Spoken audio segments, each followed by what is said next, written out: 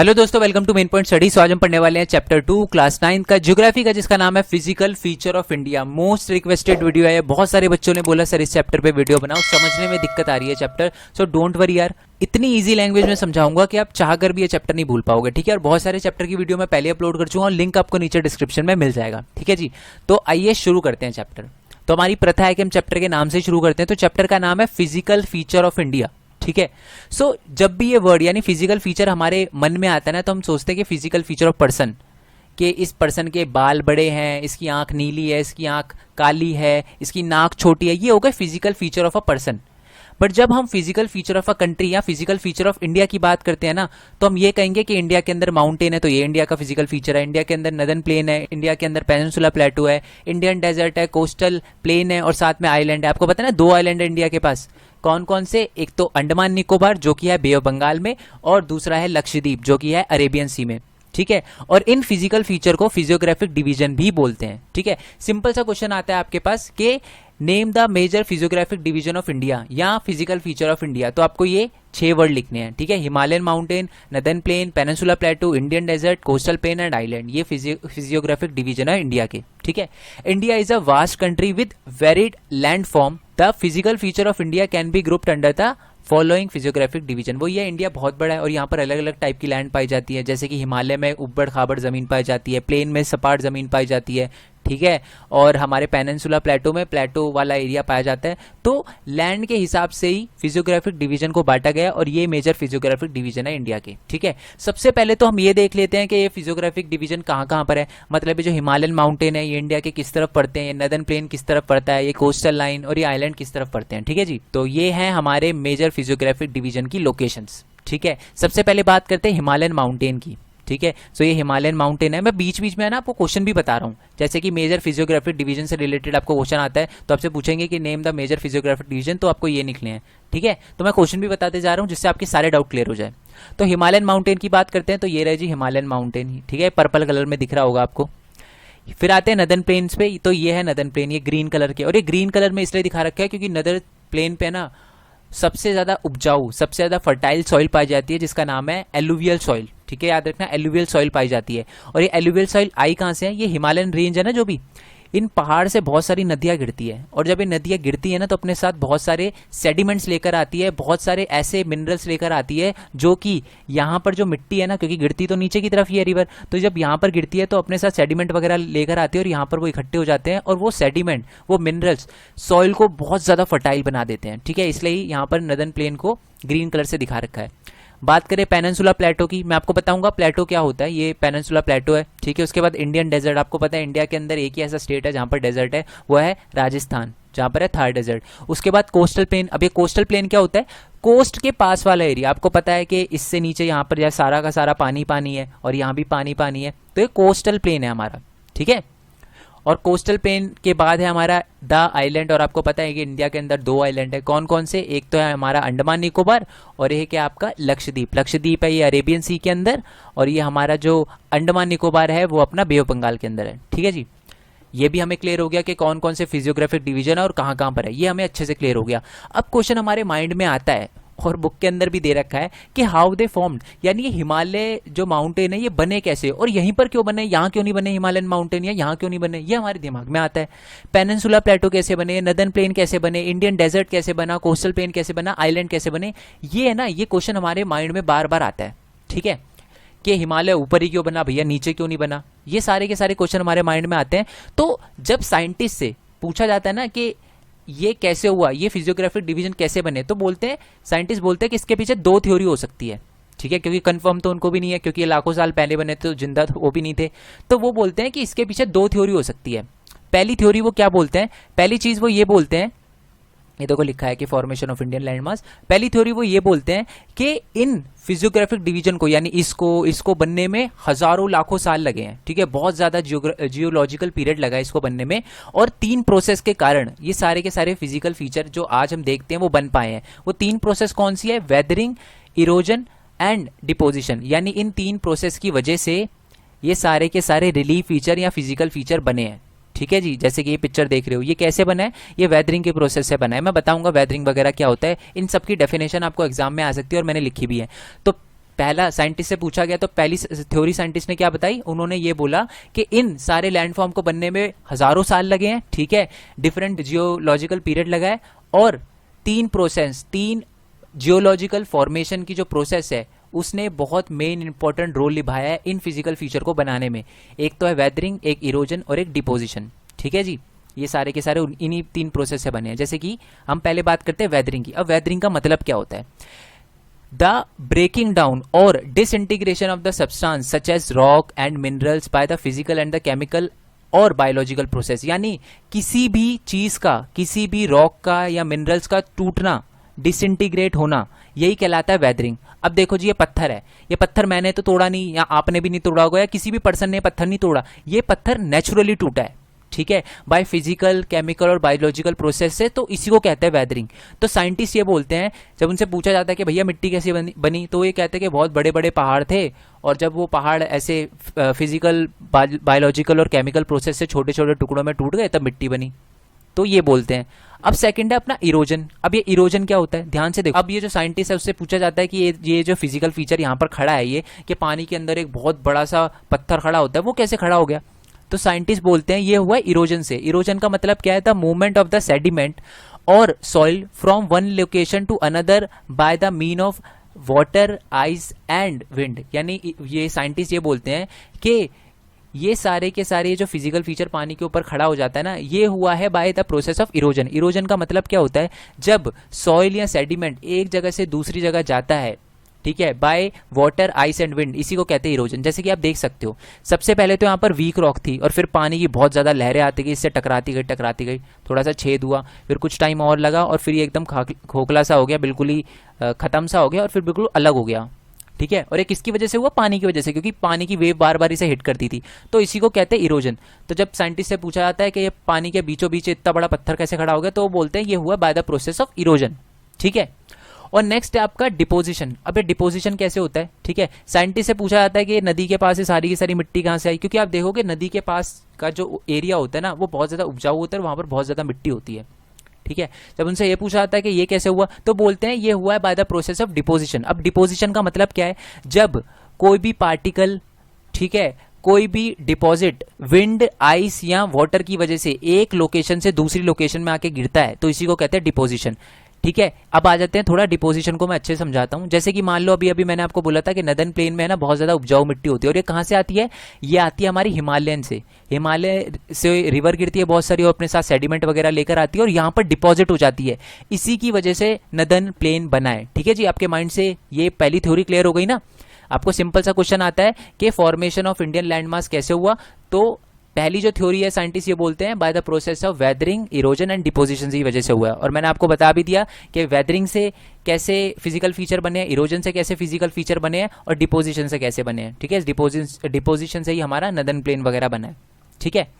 अब साइंटिस्ट से पूछा जाता है, चलो एक थ्योरी तो आपने बता दी, दूसरी थ्योरी भी बताओ, दूसरी थ्योरी कौन सी है, तो साइंटिस्ट बोलते हैं कि वो थ्योरी है थ्योरी ऑफ टेक्टोनिक प्लेट्स, जिसको थ्योरी ऑफ टेक्टोनिक्स भी बोलते हैं। अब ये होता क्या है, देखो हमारे साइंटिस्ट बोलते हैं हमारा पूरा का पूरा अर्थ है, अर्थ जो है, अर्थ की जो सबसे ऊपर वाली लेयर होती है ना, ये वाली जो लेयर होती है, इसको कहते हैं क्रस्ट, जो सबसे ऊपर होता है, और हमारे अर्थ के बिल्कुल नीचे है ना मैग्मा, मेंटल, लावा होता है, ठीक है। ये जो ज्वालामुखी से निकलता है ना, वोल्केनो वगैरह से लावा वगैरह होता है, लिक्विड फॉर्म में होता है ये लावा वगैरह।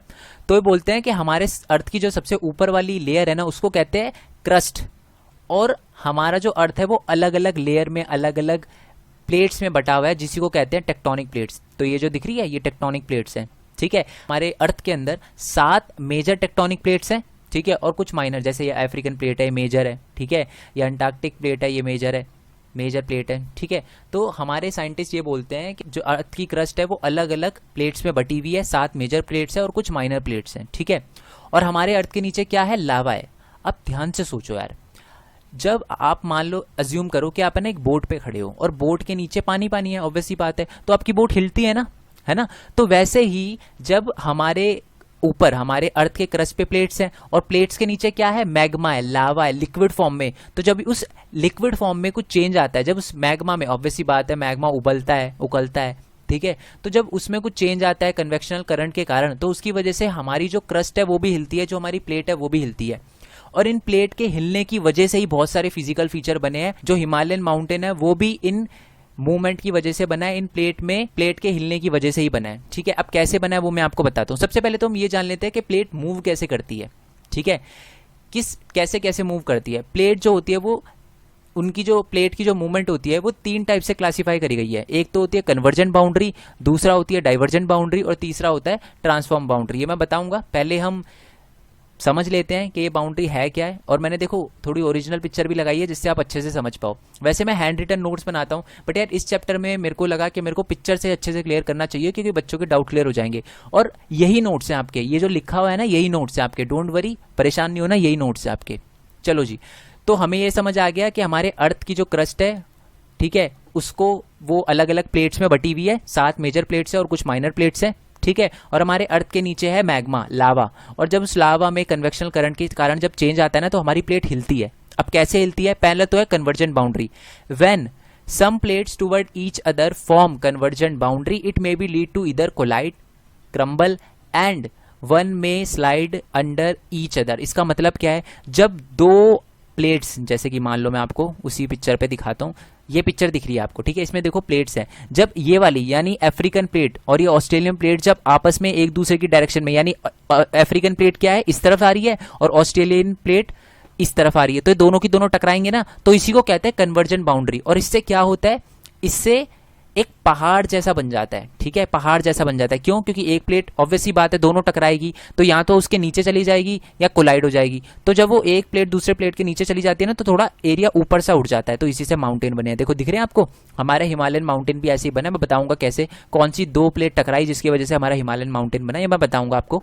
पहले बस यही याद रखो कि जब 2 प्लेट्स आपस में टकराती है तो इसको कहते हैं कन्वर्जेंट बाउंड्री। ठीक है, पहले तो ऐसे मूव करती है, ठीक है, कि एक दूसरे से टकरा जाती है प्लेट्स। अब दूसरे कैसे मूव करती है प्लेट्स? जो प्लेट है वो दूर दूर चली जाती है, ऑब्वियसली बात है। अब ध्यान से सुनो, जैसे कि ये आपको पिक्चर दिख रही है, मान लो ये अफ्रीकन प्लेट बिल्कुल जुड़ी हुई है ऑस्ट्रेलियन प्लेट से। जब ये एक दूसरे से दूर भागेगी तो बीच में क्या होगा? स्पेस छूट जाएगा। और हमारे अर्थ के नीचे क्या है? हमारे अर्थ के नीचे है लावा, तो वो लावा बाहर निकलता है। मैं आपको बता दूं, इसीलिए ये जो अर्थ की जो क्रस्ट होती है ना, प्लेट के बिल्कुल इस बॉर्डर लाइन पे ज्यादातर वॉल्केनो होते हैं। ठीक है, ये देखो आपको पता होगा कि जापान के अंदर भी एक ज्वालामुखी है, ठीक है, उसके अंदर से इरप्शन यानी लावा पता है क्यों निकलता है? क्योंकि वो बिल्कुल प्लेट्स के बॉर्डर पे है, और जब उसके अंदर कुछ चेंज आता है, कुछ अर्थक्वेक आता है और वो 2 प्लेट आपस में एक दूसरे से खिसकती है, दूर जाती है, तो उसके अंदर से लावा निकलता है। ठीक है, तो अब मैं आपको पिक्चर में दिखा देता हूं। ये देखो जी, यहाँ तो लावा निकलता है, यहाँ ये बीच में स्पेस बन जाता है। ये देखो, देख रहे हो आप, ये जो प्लेट है, ये वाली प्लेट इस तरफ भागी और ये वाली प्लेट इस तरफ भागी, तो इसकी वजह से बीच में एक रास्ता बन गया। और कभी कभार इस रास्ते में पानी वगैरह भर जाता है, तो ऐसी रिवर वैलीज वगैरह बनती है। ठीक है जी, ये देखो, ये आपको अच्छे समझ आ गया। तो हमको समझ आ गया कि कन्वर्जेंट बाउंड्री में 2 प्लेट आपस में साथ आती है और कोलाइड कर जाती है, जिसकी वजह से माउंटेन वगैरह बनते हैं। और ये रिवर वैलीज कैसे बनती है? जब 2 प्लेट जो है आपस में दूर भागती है। ठीक है, डाइवर्जेंट, दोनों अपोजिट डायरेक्शन में जाती है। और तीसरा है ट्रांसफॉर्म बाउंड्री। ट्रांसफॉर्म बाउंड्री में क्या होता है? वो एक दूसरे के अपोजिट डायरेक्शन में जाती है। जैसे कि आप देख रहे हो, ये वाली जो प्लेट है ये इस तरफ जा रही है और ये वाली प्लेट है उस तरफ जा रही है। जैसे कि ये देखो, ये पिक्चर देखो, एक्चुअल पिक्चर है ये।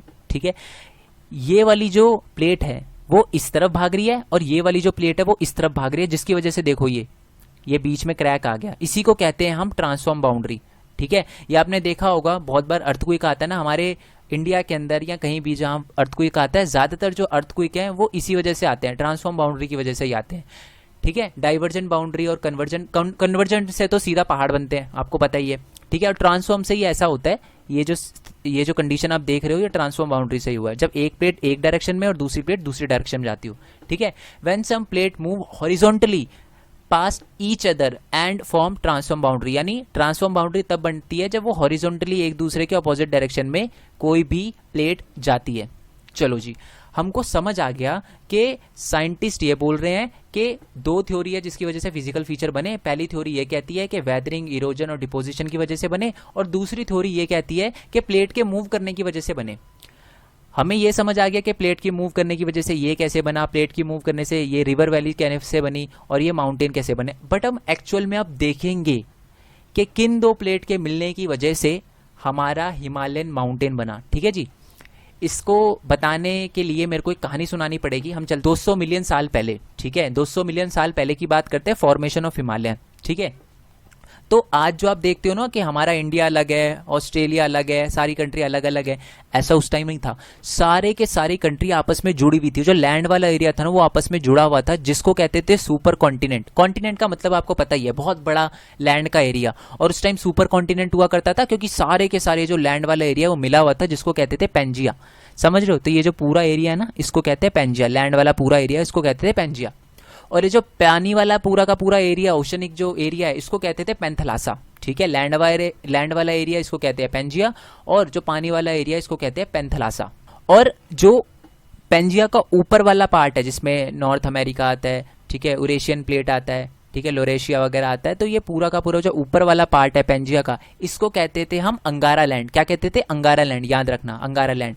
और जो नीचे वाला एरिया है, ठीक है, इसको कहते थे गोंडवाना लैंड। इसमें साउथ अमेरिका, अफ्रीका, इंडिया, ठीक है, अंटार्कटिका और ऑस्ट्रेलिया। अब मैं आपको एक और चीज़ बता देता हूँ, उस टाइम है ना ये इंडिया और ऑस्ट्रेलिया, देख रहे हो आप, जुड़ा हुआ सा है, एक तरह से जुड़ा हुआ सा है। ठीक है, तो ये इंडियन ऑस्ट्रेलियन प्लेट हिलने लगी। क्यों हिलने लगी? क्योंकि अर्थ के नीचे है ना कुछ कन्वेक्शनल करंट के कारण है ना ये वाली जो हमारी, अब मैं आपको यही बता रहा हूँ कि हिमालय बना कैसे, तो ध्यान से सुनना कि अर्थ के नीचे कन्वेक्शनल करंट के कारण है ना जो इंडो ऑस्ट्रेलियन प्लेट थी ना वो अलग हो गई, गोंडवाना लैंड से अलग हो गई, और वो नॉर्थ की तरफ चलना उसने स्टार्ट कर दिया। ठीक है, अब ये जब नॉर्थ की तरफ चल रही थी तो बीच में टेथिस सी भी था, याद रखना, टेथिस सी था। और ऑब्वियस सी बात है, नॉर्थ की तरफ कौन सी प्लेट है? यूरेशियन प्लेट है। सो यूरेशियन प्लेट से जाकर वो टकरा गई, और इसी टकराने के कारण, जब मैंने आपको बताया था ना, जब दो प्लेट्स आपस में टकराती है तो फिर क्या होता है? तो फिर बनते हैं जी पहाड़, और इसी से हमारा हिमालयन माउंटेन बना है। और मैं माउंटेन कह रहा हूँ, इसका मतलब ये नहीं है कि ओनली एक ही माउंटेन बना, बहुत सारे माउंटेन बने, एक्चुअल में पूरे माउंटेन की रेंज बनी जिसे हिमालयन रेंज कहते हैं।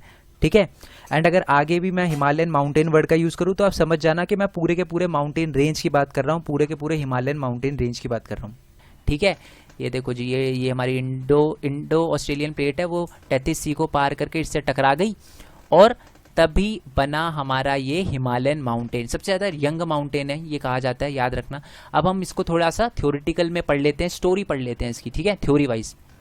तो देखो, the convectional current split the crust into the number of the pieces, यानी कन्वेक्शनल करंट की वजह से बहुत सारे पीसेस में कट गया ये हमारा गोंडवाना लैंड, और उसकी वजह से क्या हुआ? Drift of the Indo Australian plates after being separated from the Gondwana land towards the north. यानी ये जो गोंडवाना लैंड से हमारी इंडो ऑस्ट्रेलियन प्लेट, इसका नाम है इस प्लेट का, इंडो ऑस्ट्रेलियन प्लेट अलग हो गई और वो नॉर्थ की तरफ खिसकना उसने स्टार्ट कर दिया। The northward drift result in the collision of the plate with the much larger Eurasian plate. So उसके बाद क्या हुआ? ये जाकर ऊपर टकरा गई, यूरेशियन प्लेट से जाकर टकरा गई। ठीक है, ड्यू टू द कोलिजन, और इसी कोलिजन के कारण sedimentary rock which were accumulated in the geosyncline is known as Tethys Sea were folded to form the mountain system of the western Asia and Himalaya. उसकी वजह से टकरा गई और उसके बाद हिमालय बने। अब ये जो जियोसिंक्लाइन है ये क्या है मैं आपको बताता हूँ, ध्यान से देखो।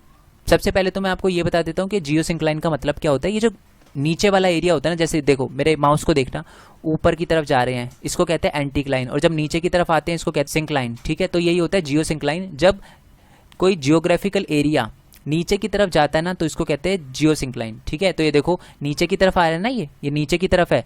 ठीक है, इसको कहेंगे हम एंटीक्लाइन और इसको कहेंगे सिंक्लाइन। तो ये जियोसिंक्लाइन है, नीचे की तरफ वाला एरिया है। ठीक है, इसके मुकाबले तो ये नीचे ही है हमारा टेथिस सी। अब हुआ क्या, जब इंडो ऑस्ट्रेलियन प्लेट मूव कर रही थी किसकी तरफ? यूरेशियन प्लेट की तरफ, तो ये बीच में टेथिस सी था, जैसे कि मैंने आपको दिखाया था टेथिस सी था। ठीक है, अब हुआ क्या, टेथिस सी के नीचे क्या थी? जमीन थी। ऑब्वियस सी बात है, सी के नीचे तो जमीन होगी। तो जैसे जैसे पास आती गई ना वैसे वैसे ये जो नीचे की जमीन है ना वो थोड़ी ऊपर की तरफ उठती गई। ये आपको ऑब्वियस सी बात है, आपको पता है। आप एक काम करना, एक कम्बल वगैरह लेना, उस पर एक तरफ हाथ रखना और दूसरी तरफ को उस हाथ की तरफ ले जाना, तो बीच में ऐसे पहाड़ जैसा बन जाएगा। तो ऐसे ही हुआ। ठीक है, टेथिस सी के नीचे से जो भी ज़मीन थी ना वो ऊपर की तरफ उसने उठना स्टार्ट कर दिया, और उसके बाद ये कोलाइड कर गई दोनों की दोनों, इंडो ऑस्ट्रेलियन प्लेट और ये हमारी यूरेशियन प्लेट। और जब ये दोनों कोलाइड कर गई तो उसकी वजह से बना यंग माउंटेन। ठीक है, और है ना एक बात समझने वाली है कि हमारा जो हिमालयन माउंटेन है उसके ऊपर जो ज़मीन है ना, ठीक है, उसके पहाड़ के ऊपर जो मिट्टी है वो मिट्टी वही मिट्टी है जो हमें समुद्र में मिलती है। समुद्र के जो बेड पे जो हमें मिट्टी मिलती है ना वो मिट्टी बिल्कुल हमारे हिमालयन माउंटेन से मिलती जुलती है। इसी वजह से बहुत सारे साइंटिस्ट बोलते हैं कि ये थ्योरी भी एकदम करेक्ट है, इसलिए हमारा हिमालय बना है। ठीक है जी, ये क्लियर हो गया। आई होप इसमें कोई भी दिक्कत ना आई हो आपको। तो टेथिस सी के फोल्ड होने की वजह से हमारे हिमालयन माउंटेन बने हैं। ठीक है, इसी वजह से जो हिमालयन माउंटेन की जो मिट्टी होती है, जो सॉइल होती है, वो हमारे ओशन के बेड से बहुत ज्यादा मिलती जुलती है। ठीक है, ये हमें क्लियर हो गया। अब हमें बहुत अच्छे से क्लियर हो चुका है कि थ्योरी ऑफ टेक्टोनिक प्लेट की वजह से हमारे हिमालयन माउंटेन कैसे बना है, ये हमें क्लियर हो गया।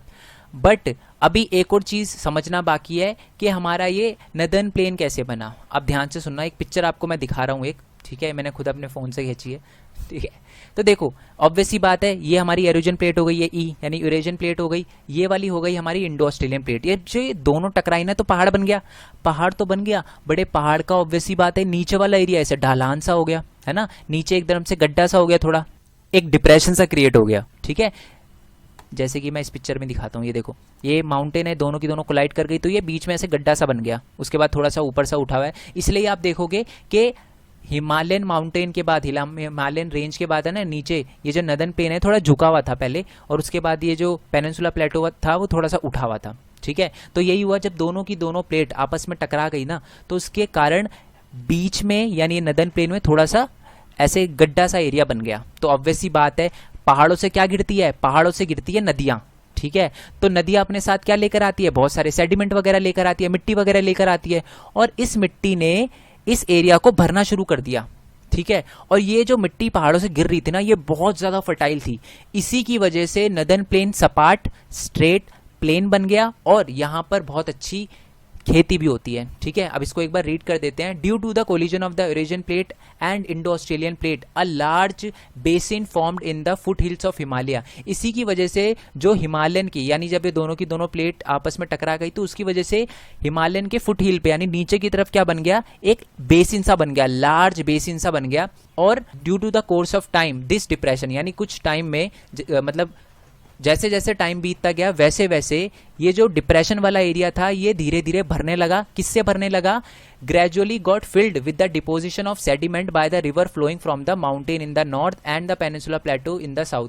यानी जब ये बहुत सारी रिवर हिमालय से गिरती थी और पेनिनसुला प्लेटो की तरफ जाती थी, तो बीच में क्या पड़ता था, ये हमारा नदर्न प्लेन पड़ता था, तो यहाँ पर मिट्टी सारी की सारी इकट्ठा हो गई। ठीक है, और इसी से बना हमारा नदर्न प्लेन। ठीक है, मैंने आपको पहले ही बता दिया था कि हिमालयन से जो रिवर गिरती थी ना, उसने इस लैंड को यानी नदर्न प्लेन को बहुत ज्यादा फर्टाइल बना दिया और उसको एलुवियल सॉइल से भर दिया। मतलब एलुवियल सॉइल वो होती है जहां पर बहुत ज्यादा अच्छी खेती होती है। ठीक है, ओके जी। सो लास्ट पार्ट में हम major physiographic division of India के बारे में देख चुके थे, Himalayan mountain, northern plain, peninsula plateau, Indian desert, coastal plain और आइलैंड। ठीक है, इनके सिर्फ नाम देखे थे हमने। ओके, और उसके बाद हमने ये देखा था कि इनके फॉर्मेशन के पीछे क्या थ्योरी हो सकती है। तो दो थ्योरी के बारे में हमने बात करी थी। एक जो थ्योरी थी वो थी वेदरिंग, इरोजन और डिपोजिशन, और जो दूसरी थ्योरी थी that is the theory of tectonic plates. ठीक है, थ्योरी ऑफ टेक्टोनिक प्लेट्स ये बोलती है कि हमारे अर्थ के क्रस्ट के नीचे बहुत सारी प्लेट्स हैं। ठीक है, और इन प्लेट्स के मूव करने के कारण ही हमारे मेजर फिजियोग्राफिक डिवीजन बने हैं। ओके जी, और उसके बाद मैंने आपको एक छोटी सी स्टोरी बताई थी कि हमारे हिमालयन माउंटेन कैसे बने हैं, फॉर्मेशन ऑफ हिमालयन माउंटेन कैसे हुआ है। ओके, मैंने आपको ये बताया था कि जितना भी लैंड है ना 200 मिलियन ईयर अगो वो सारा का सारा जुड़ा हुआ था आपस में। ठीक है, जिसको पेंजिया बोला जाता था।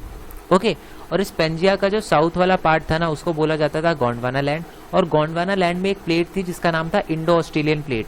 और ये जब Indo Australian plate Gondwana land से अलग हो गई तो इसने नॉर्थ की तरफ मूव करना शुरू कर दिया और वो एक दूसरी प्लेट से जाकर टकरा गई, और दोनों प्लेट के कन्वर्ज होने की वजह से ही हमारे ये हिमालयन माउंटेन रेंजेस बनी है।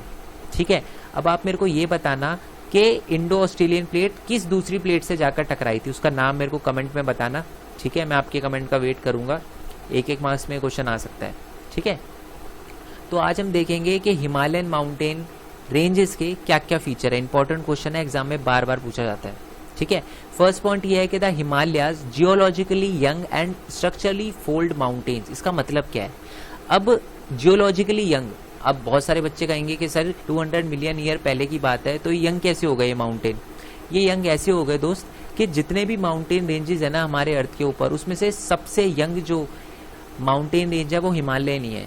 ठीक है, उससे पहले ही बनी है जितनी भी माउंटेन रेंजेस बनी है, तो इसलिए ये यंग है। और स्ट्रक्चरली फोल्ड माउंटेन का मतलब दो प्लेट, इंडो ऑस्ट्रेलियन प्लेट और एक दूसरी प्लेट थी ना, उसका नाम आप मेरे को बताना। वो जब दोनों प्लेट कन्वर्ज हो गई और फोल्ड हो गई, उन्हीं के कारण तो हमारे हिमालयन माउंटेन बने हैं, तो इसलिए ये क्या है, यंग माउंटेन और स्ट्रक्चरली फोल्ड माउंटेन्स है। ठीक है। सेकंड पॉइंट ये है कि these mountains present in the northern border of India, यानी ये जो माउंटेन है ये नदर्न बॉर्डर ऑफ इंडिया यानी इंडिया के नदर्न पार्ट में हमें मिलते हैं हिमालयन रेंज। ठीक है, तो बिल्कुल सिंपल पॉइंट था। नेक्स्ट पॉइंट ये है कि these mountain ranges run in the west to east direction from Indus river to Brahmaputra. इसका मतलब क्या है कि ये जो हमारे हिमालयन रेंज है ना, ये वेस्ट टू ईस्ट तक फैली हुई है फ्रॉम इंडस रिवर, ये देखो इंडस रिवर दिख रहा होगा, टू ब्रह्मपुत्रा रिवर, ये देखो ये ब्रह्मपुत्रा रिवर यहाँ से जा रही है, यहाँ से कट हो रही है, तो यहाँ तक इंडस रिवर से लेके ब्रह्मपुत्रा रिवर तक हमारे हिमालयन माउंटेन फैले हुए हैं। ठीक है। नेक्स्ट पॉइंट ये है कि the Himalayas represent the loftiest and one of the most rugged mountain barrier of the world. इसका मतलब है कि लोफीएस्ट मतलब बहुत ही ऊंचे। ठीक है, यानी हिमालयन माउंटेन जो है वो बहुत ही ज्यादा ऊंचे है और साथ में मोस्ट रग्ड माउंटेन भी है। रग्ड माउंटेन यानी पथरीले, ऊबड़ खाबड़, जैसे कि आप इस पिक्चर में देख सकते हो। ठीक है, तो यानी बहुत ऊंचे और साथ ही में पथरीले पहाड़ भी हमें देखने के लिए मिलते हैं हिमालयन माउंटेन में। ठीक है, माउंटेन रेंज में। नेक्स्ट पॉइंट ये है कि they form an arc which cover the distance about 2400 kilometre. इसका मतलब कि ये एक आर्क जैसे, देखो चंदा मामा बना रहे हैं ना चांद जैसा, ये एक आर्क जैसा एक फिगर बनाते हैं। ठीक है, और ये टोटल एरिया कवर करता है 2400 किलोमीटर। ठीक है, यहाँ से लेकर यहाँ तक 2400 किलोमीटर तक का एरिया कवर करते हैं। ओके।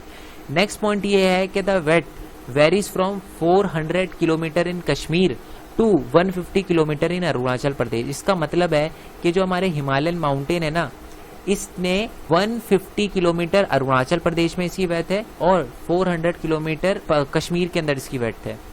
ठीक है, तो सिंपल था। नेक्स्ट पॉइंट ये है कि the altitudinal variation are greater in eastern half those than in the western half, यानी ज्यादा ऊंचे पहाड़ हमें ईस्टर्न साइड में, ईस्टर्न रेंज में, हिमालय की ईस्टर्न पार्ट में देखने के लिए मिलते हैं। ठीक है, अब बहुत सारे बच्चे पूछेंगे क्यों सर यहाँ पर ज्यादा लंबे पहाड़ हैं, यहाँ पर क्या कम लंबे हैं? बिल्कुल, इन यहाँ पर जो माउंटेन है ना उनकी हाइट ज्यादा है, इन माउंटेन की हाइट जो यहाँ पर है उनकी कम है। ऐसा क्यों है? ऐसा इसलिए है बिकॉज जब इंडो ऑस्ट्रेलियन प्लेट अलग हुई थी और वो दूसरी प्लेट जिसका नाम है यूरेशियन प्लेट, चलो अब तो मैं बता चुका हूँ, आई होप आपने कमेंट बॉक्स में इसका आंसर लिखा हो। जब ये यूरेशियन प्लेट से टकराई ना, तो सबसे पहले ये ईस्ट वाला पार्ट टकराया, तो सबसे ज्यादा प्रेशर ईस्ट वाले साइड पे पड़ा, इसलिए यहाँ पर जो माउंटेन होते हैं वो ज्यादा ऊंचे हैं और यहाँ के माउंटेन थोड़े से छोटे हैं ईस्टर्न माउंटेन से। ठीक है जी, ये आपको क्लियर हो गया। नेक्स्ट पॉइंट ये है कि the Himalayas consist of 3 parallel ranges in its longitudinal extent. इसका मतलब है कि 3 अलग अलग रेंजेस में बटा हुआ है हमारा Himalaya from north to south. इसका मतलब ये है, दिखाता हूं मैं आपको, ये देखो 3 अलग अलग रेंजेस में बटा हुआ है हमारा हिमालय। सबसे ऊपर वाली जो रेंज है उसको ग्रेटर हिमालय कहा जाता है, उससे जो दूसरी रेंज है उसको लेसर हिमालय कहा जाता है और जो तीसरी रेंज है उसको शिवालिक रेंज कहा जाता है। ठीक है, नॉर्थ टू साउथ अलग अलग पैरेलल रेंजेस में बटा हुआ है। ठीक है, और उसके साथ ही the Himalayas have been divided on the basis of the region from west to east, यानी नॉर्थ टू साउथ तो बटा हुआ है और साथ में वेस्ट टू ईस्ट भी बटा हुआ है on the basis of river. River के अकॉर्डिंग भी हमारे हिमालयन रेंज को बांटा गया है। ठीक है, रिवर के अकॉर्डिंग। ठीक है, demarcated by the river valley. इसका मतलब क्या है? इसका मतलब है कि Indus river to Sutlej river के बीच में जो भी हिमालय वाला एरिया आता है ना उसको हम पंजाब हिमालय कहते हैं। ठीक है, और सतलुज रिवर से लेकर काली रिवर के बीच में जो एरिया आता है हिमालय का उसको कुमाऊं हिमालय कहते हैं। काली रिवर से लेकर जो टिस्टा रिवर के बीच में जो एरिया आता है उसको नेपाल हिमालय कहते हैं। ठीक है, नेपाल हिमालय क्यों कहते हैं? क्योंकि नेपाल का एरिया कवर करती है। ठीक है, देखो हिमालयन माउंटेन ऐसा नहीं है कि सिर्फ इंडिया में है, पाकिस्तान के अंदर भी है, चाइना के अंदर भी है, नेपाल में भी है, भूटान में भी है। ठीक है, तो ये याद रखना। और साथ ही में टिस्टा रिवर से लेकर दिहांग, यहाँ पर एक रिवर है दिहांग, टिस्टा रिवर से लेकर दिहांग रिवर के बीच में जो एरिया कवर होता है हिमालय का उसको असम हिमालय कहा जाता है। ठीक है जी, ये क्लियर हो गया आपको? आई होप क्लियर हो गया हो। अब हम ये जो 3 रेंजेस थी अलग अलग north to south, greater Himalaya, lesser Himalaya और शिवालिक रेंज, इनके बारे में डीप में देखेंगे क्योंकि इनसे रिलेटेड क्वेश्चन आते हैं आपको। ठीक है जी, सो फर्स्ट रेंज है हमारी ग्रेटर हिमालय। ठीक है, इसके बारे में जो फर्स्ट पॉइंट ये है कि it is also known as inner Himalaya और हिमाद्री। इसको इनर हिमालय भी कहा जाता है, हिमाद्री भी कहा जाता है। ठीक है जी। नेक्स्ट पॉइंट है it is the northern most range. सबसे पता ही चल रहा है, आपको देखते ही पता चल रहा है कि ये सबसे नदर्न मोस्ट रेंज है, सबसे ऊपर आती है। देखो सबसे ऊपर आ रही है ना, सबसे ऊपर वाली रेंज है, तो इसलिए इसे नदर्न मोस्ट रेंज कहा जाता है। नेक्स्ट पॉइंट ये है कि it is the most continuous range consisting of the loftiest peak with the average height of 6000 metre. इसका मतलब है कि बिल्कुल कॉन्टिन्यूस है, यानी पहाड़ पहाड़ पहाड़ पहाड़ पहाड़, यहाँ से लेकर यहाँ तक पहाड़ी पहाड़ है। ठीक है, गैप नहीं है बिल्कुल भी बीच में। और यहाँ पर जो माउंटेन है वो बहुत ऊंचे भी है, जिनकी एवरेज हाइट 6000 मीटर है। ठीक है, 6000 मीटर बहुत होता है, 6000 मीटर है। ओके, नेक्स्ट पॉइंट ये है कि it contains all prominent Himalayan peak. ज्यादातर जो मेन और ऊंचे ऊंचे पहाड़ आते हैं ना हिमालयन माउंटेन के, वो सारे के सारे आपको ग्रेटर हिमालय यानी इस वाली माउंटेन रेंज में देखने के लिए मिलेंगे। ठीक है, उसमें से कौन कौन सी माउंटेन रेंज है मैं आपको दिखा देता हूँ। माउंट एवरेस्ट, कंचनजुंगा, ठीक है, मैकालू और धौलागिरी, नंदागिरी, ये सारी की सारी माउंटेन रेंज है जो हमें ग्रेटर हिमालय में देखने के लिए मिलती है। ठीक है, और आपको पता ही है कि अर्थ का जो सबसे बड़ा माउंटेन है वो है माउंट एवरेस्ट, और इंडिया का जो सबसे ऊंचा माउंटेन है वो है कंचनजुंगा, जिसकी हाइट है 8598 मीटर्स। ठीक है, अब मैं आपको एक शॉकिंग बात बताता हूँ, ध्यान से सुनना। एक्चुअल में हमारे इंडिया का सबसे ऊंचा माउंटेन कंचनजुंगा नहीं है, कोई और है, वो है K2 माउंटेन, वो यहाँ पर पड़ता है। अब आप सोचोगे कि यार जब सबसे ऊंचा माउंटेन K2 माउंटेन है इंडिया के अंदर, तो कंचनजुंगा को हाईएस्ट माउंटेन क्यों माना जाता है इंडिया का? वो इसलिए माना जाता है क्योंकि ये जो K2 माउंटेन है ना, ये अपना POK में पड़ता है, पाकिस्तान ऑक्यूपाइड कश्मीर में पड़ता है। ठीक है, जो हिस्सा कश्मीर के पास है, जो हिस्सा पाकिस्तान के पास है, उस वाले में पड़ता है।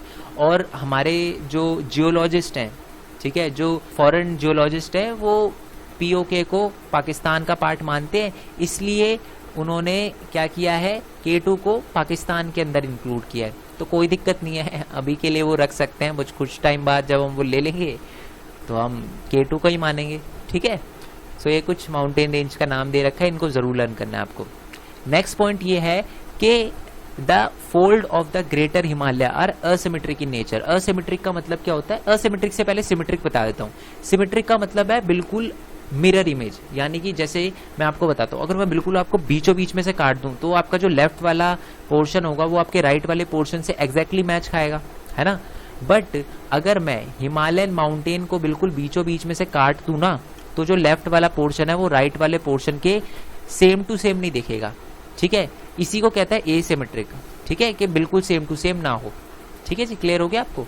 नेक्स्ट है the core of this part of Himalayas is composed of granite. मैं आपको बता दूं, हिमालयन माउंटेन के जो ग्रेटर हिमालय के जितने भी माउंटेन है, उनका जो कोर पार्ट है, यानी जो उसके अंदर वाला पार्ट है उन माउंटेन का, वो ग्रेनाइट से बना हुआ है। ठीक है, सिंपल है ये तो, याद करना है आपको कि जो हिमालयन माउंटेन है, जो ग्रेटर हिमालय के कोर वाला पार्ट है, वो ग्रेनाइट से बना है। ठीक है जी। और इसका नेक्स्ट पॉइंट है कि इट इज पेरेनियली स्नो बाउंडेड। अब इसका मतलब क्या, पेरेनियली स्नो बाउंडेड का?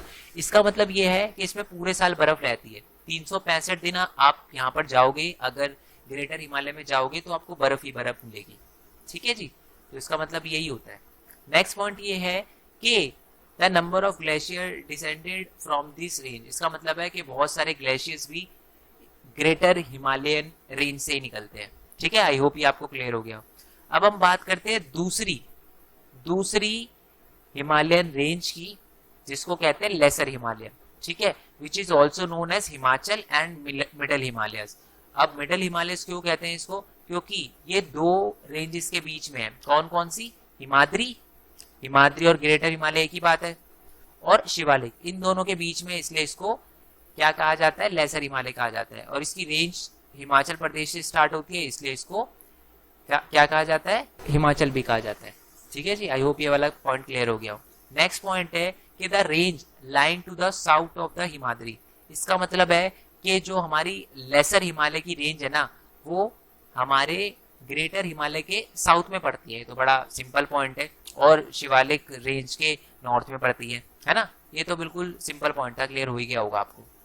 नेक्स्ट पॉइंट है कि the range are mainly composed of highly compressed and alter rock. मैं आपको बता दूं कि जो हमारी लेसर हिमालय वाली रेंज है ना वो बीच में पड़ती है, और इसी के कारण सबसे ज्यादा जो प्रेशर है वो लेसर हिमालय की रेंज पे ही है, बिल्कुल दबी हुई है, इसलिए ऑल्टर और कंप्रेस्ड रॉक से बना हुआ है। ठीक है, दबी हुई है ना इसलिए compressed rock. Okay, next point है कि the altitude varies between 3700 metre to 4500 metre. ठीक है, मतलब इसका ये है कि जो पहाड़ होते हैं उनकी एवरेजली हाइट 3700 मीटर से लेकर 4500 मीटर तक होती है। ठीक है, एंड जो एवरेज वेड्थ है इस एरिया की, यानी इस हमारे लेसर हिमालय की, वो 50 मीटर है। इसका मतलब ये वाला पोर्शन, ये 50 मीटर है। ठीक है, वेड्थ इसको कहते हैं, ये 50 किलोमीटर है। ठीक है, आई होप ये आपको क्लियर हो गया हो। नेक्स्ट पॉइंट ये है कि the Pir Panjal range form the longest and the most important range. The Dhauladhar and the Mahabharat range are also prominent ones. यानी लेसर हिमालय के अंदर ये पीर पंजाल रेंज, धौलाधुर रेंज और महाभारत रेंज पाई जाती है, जो कि बहुत इंपॉर्टेंट है। ठीक है, ये आपको क्लियर हो गया हुआ आई होप। नेक्स्ट पॉइंट की बात करते हैं, कुछ इंपॉर्टेंट और फेमस वैली, जैसे कश्मीर की वैली और कुल्लू वैली हिमाचल प्रदेश की, ये बहुत ही इंपॉर्टेंट है और बहुत ही फेमस कुछ हिल स्टेशन है। ठीक है, कुछ वैलीज है जो हमारे लेसर हिमालय में पाई जाती है। ठीक है, ये भी बड़ा सिंपल था। आई होप ये दोनों के दोनों पॉइंट आपको क्लियर हो गए हो। ठीक है, ये देखो, देख ही सकते हो, इन्हें कहते हैं हिल। ठीक है, हिल स्टेशन। वैली का मतलब यही होता है, दो पहाड़ों के बीच वाला जो एरिया होता है ना, उनको वैली कहते हैं। ठीक है, तो ये जो जितनी भी वैली हमने देखी, कुल्लू मनाली की और कांगड़ा की, जो हिमाचल प्रदेश में पाई जाती है, ठीक है जी, मिलती है हमें देखने के लिए, उसी को हिल स्टेशन कहते हैं। वैली जो होता है दो माउंटेन के बीच वाला एरिया होता है। ठीक है, ये हमें क्लियर हो गया। अब हम बात करते हैं तीसरी रेंज की, सबसे नीचे वाली रेंज की, उसको कहते हैं हम शिवालिक रेंज। ठीक है, शिवालिक रेंज या शिवालिक हिमालयस। ठीक है, so the outer most range of the Himalayas is called the Shivalik. यानी सबसे नीचे वाली जो रेंज है ना, उसको शिवालिक कहा जाता है।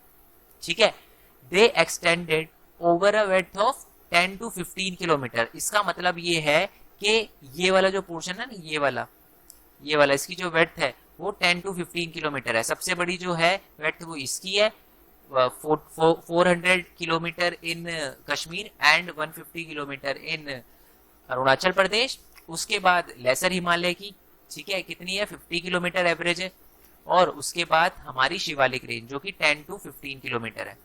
ठीक है जी, जो नेक्स्ट पॉइंट है, नेक्स्ट पॉइंट ये है कि it has an altitude varying between 900 metre to 1100 metre. यानी यहाँ पर जो पहाड़ है, माउंटेन है, उनकी जो एवरेज हाइट है वो 900 मीटर से लेकर 1100 मीटर तक है। ठीक है जी, आई होप ये क्लियर हो गया हो आपको।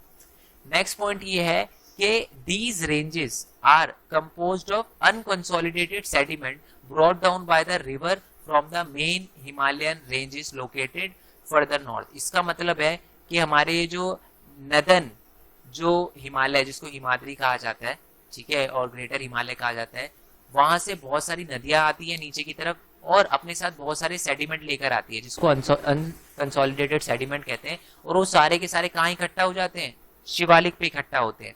ठीक है, तो इसलिए ये वाली जो रेंज होती है वो अनकंसोलिडेटेड सेडिमेंट से बनी होती है, जो हमारे हिमालयन रेंजेस से आती है, जो कि सबसे नॉर्थ में है।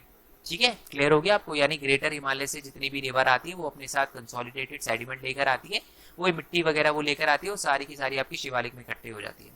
ठीक है, नेक्स्ट पॉइंट ये है कि द लॉन्गिट्यूडनल वेलिंग lying between lesser Himalaya and the Shivalik are known as Duns. ठीक है, इसका मतलब क्या है, ये देखो, ये हमारे लेसर हिमालय, ये हमारे शिवालिक है, इनके बीच में ना, मैंने आपको बताया दो पहाड़ के बीच का ये जो एरिया होता है वो वैली होता है। तो ये जो जितनी भी वैली है ना, यहाँ पर जितनी भी वैली आएगी उसके आगे डून्स आएगा, इसको डून्स भी कहा जाता है।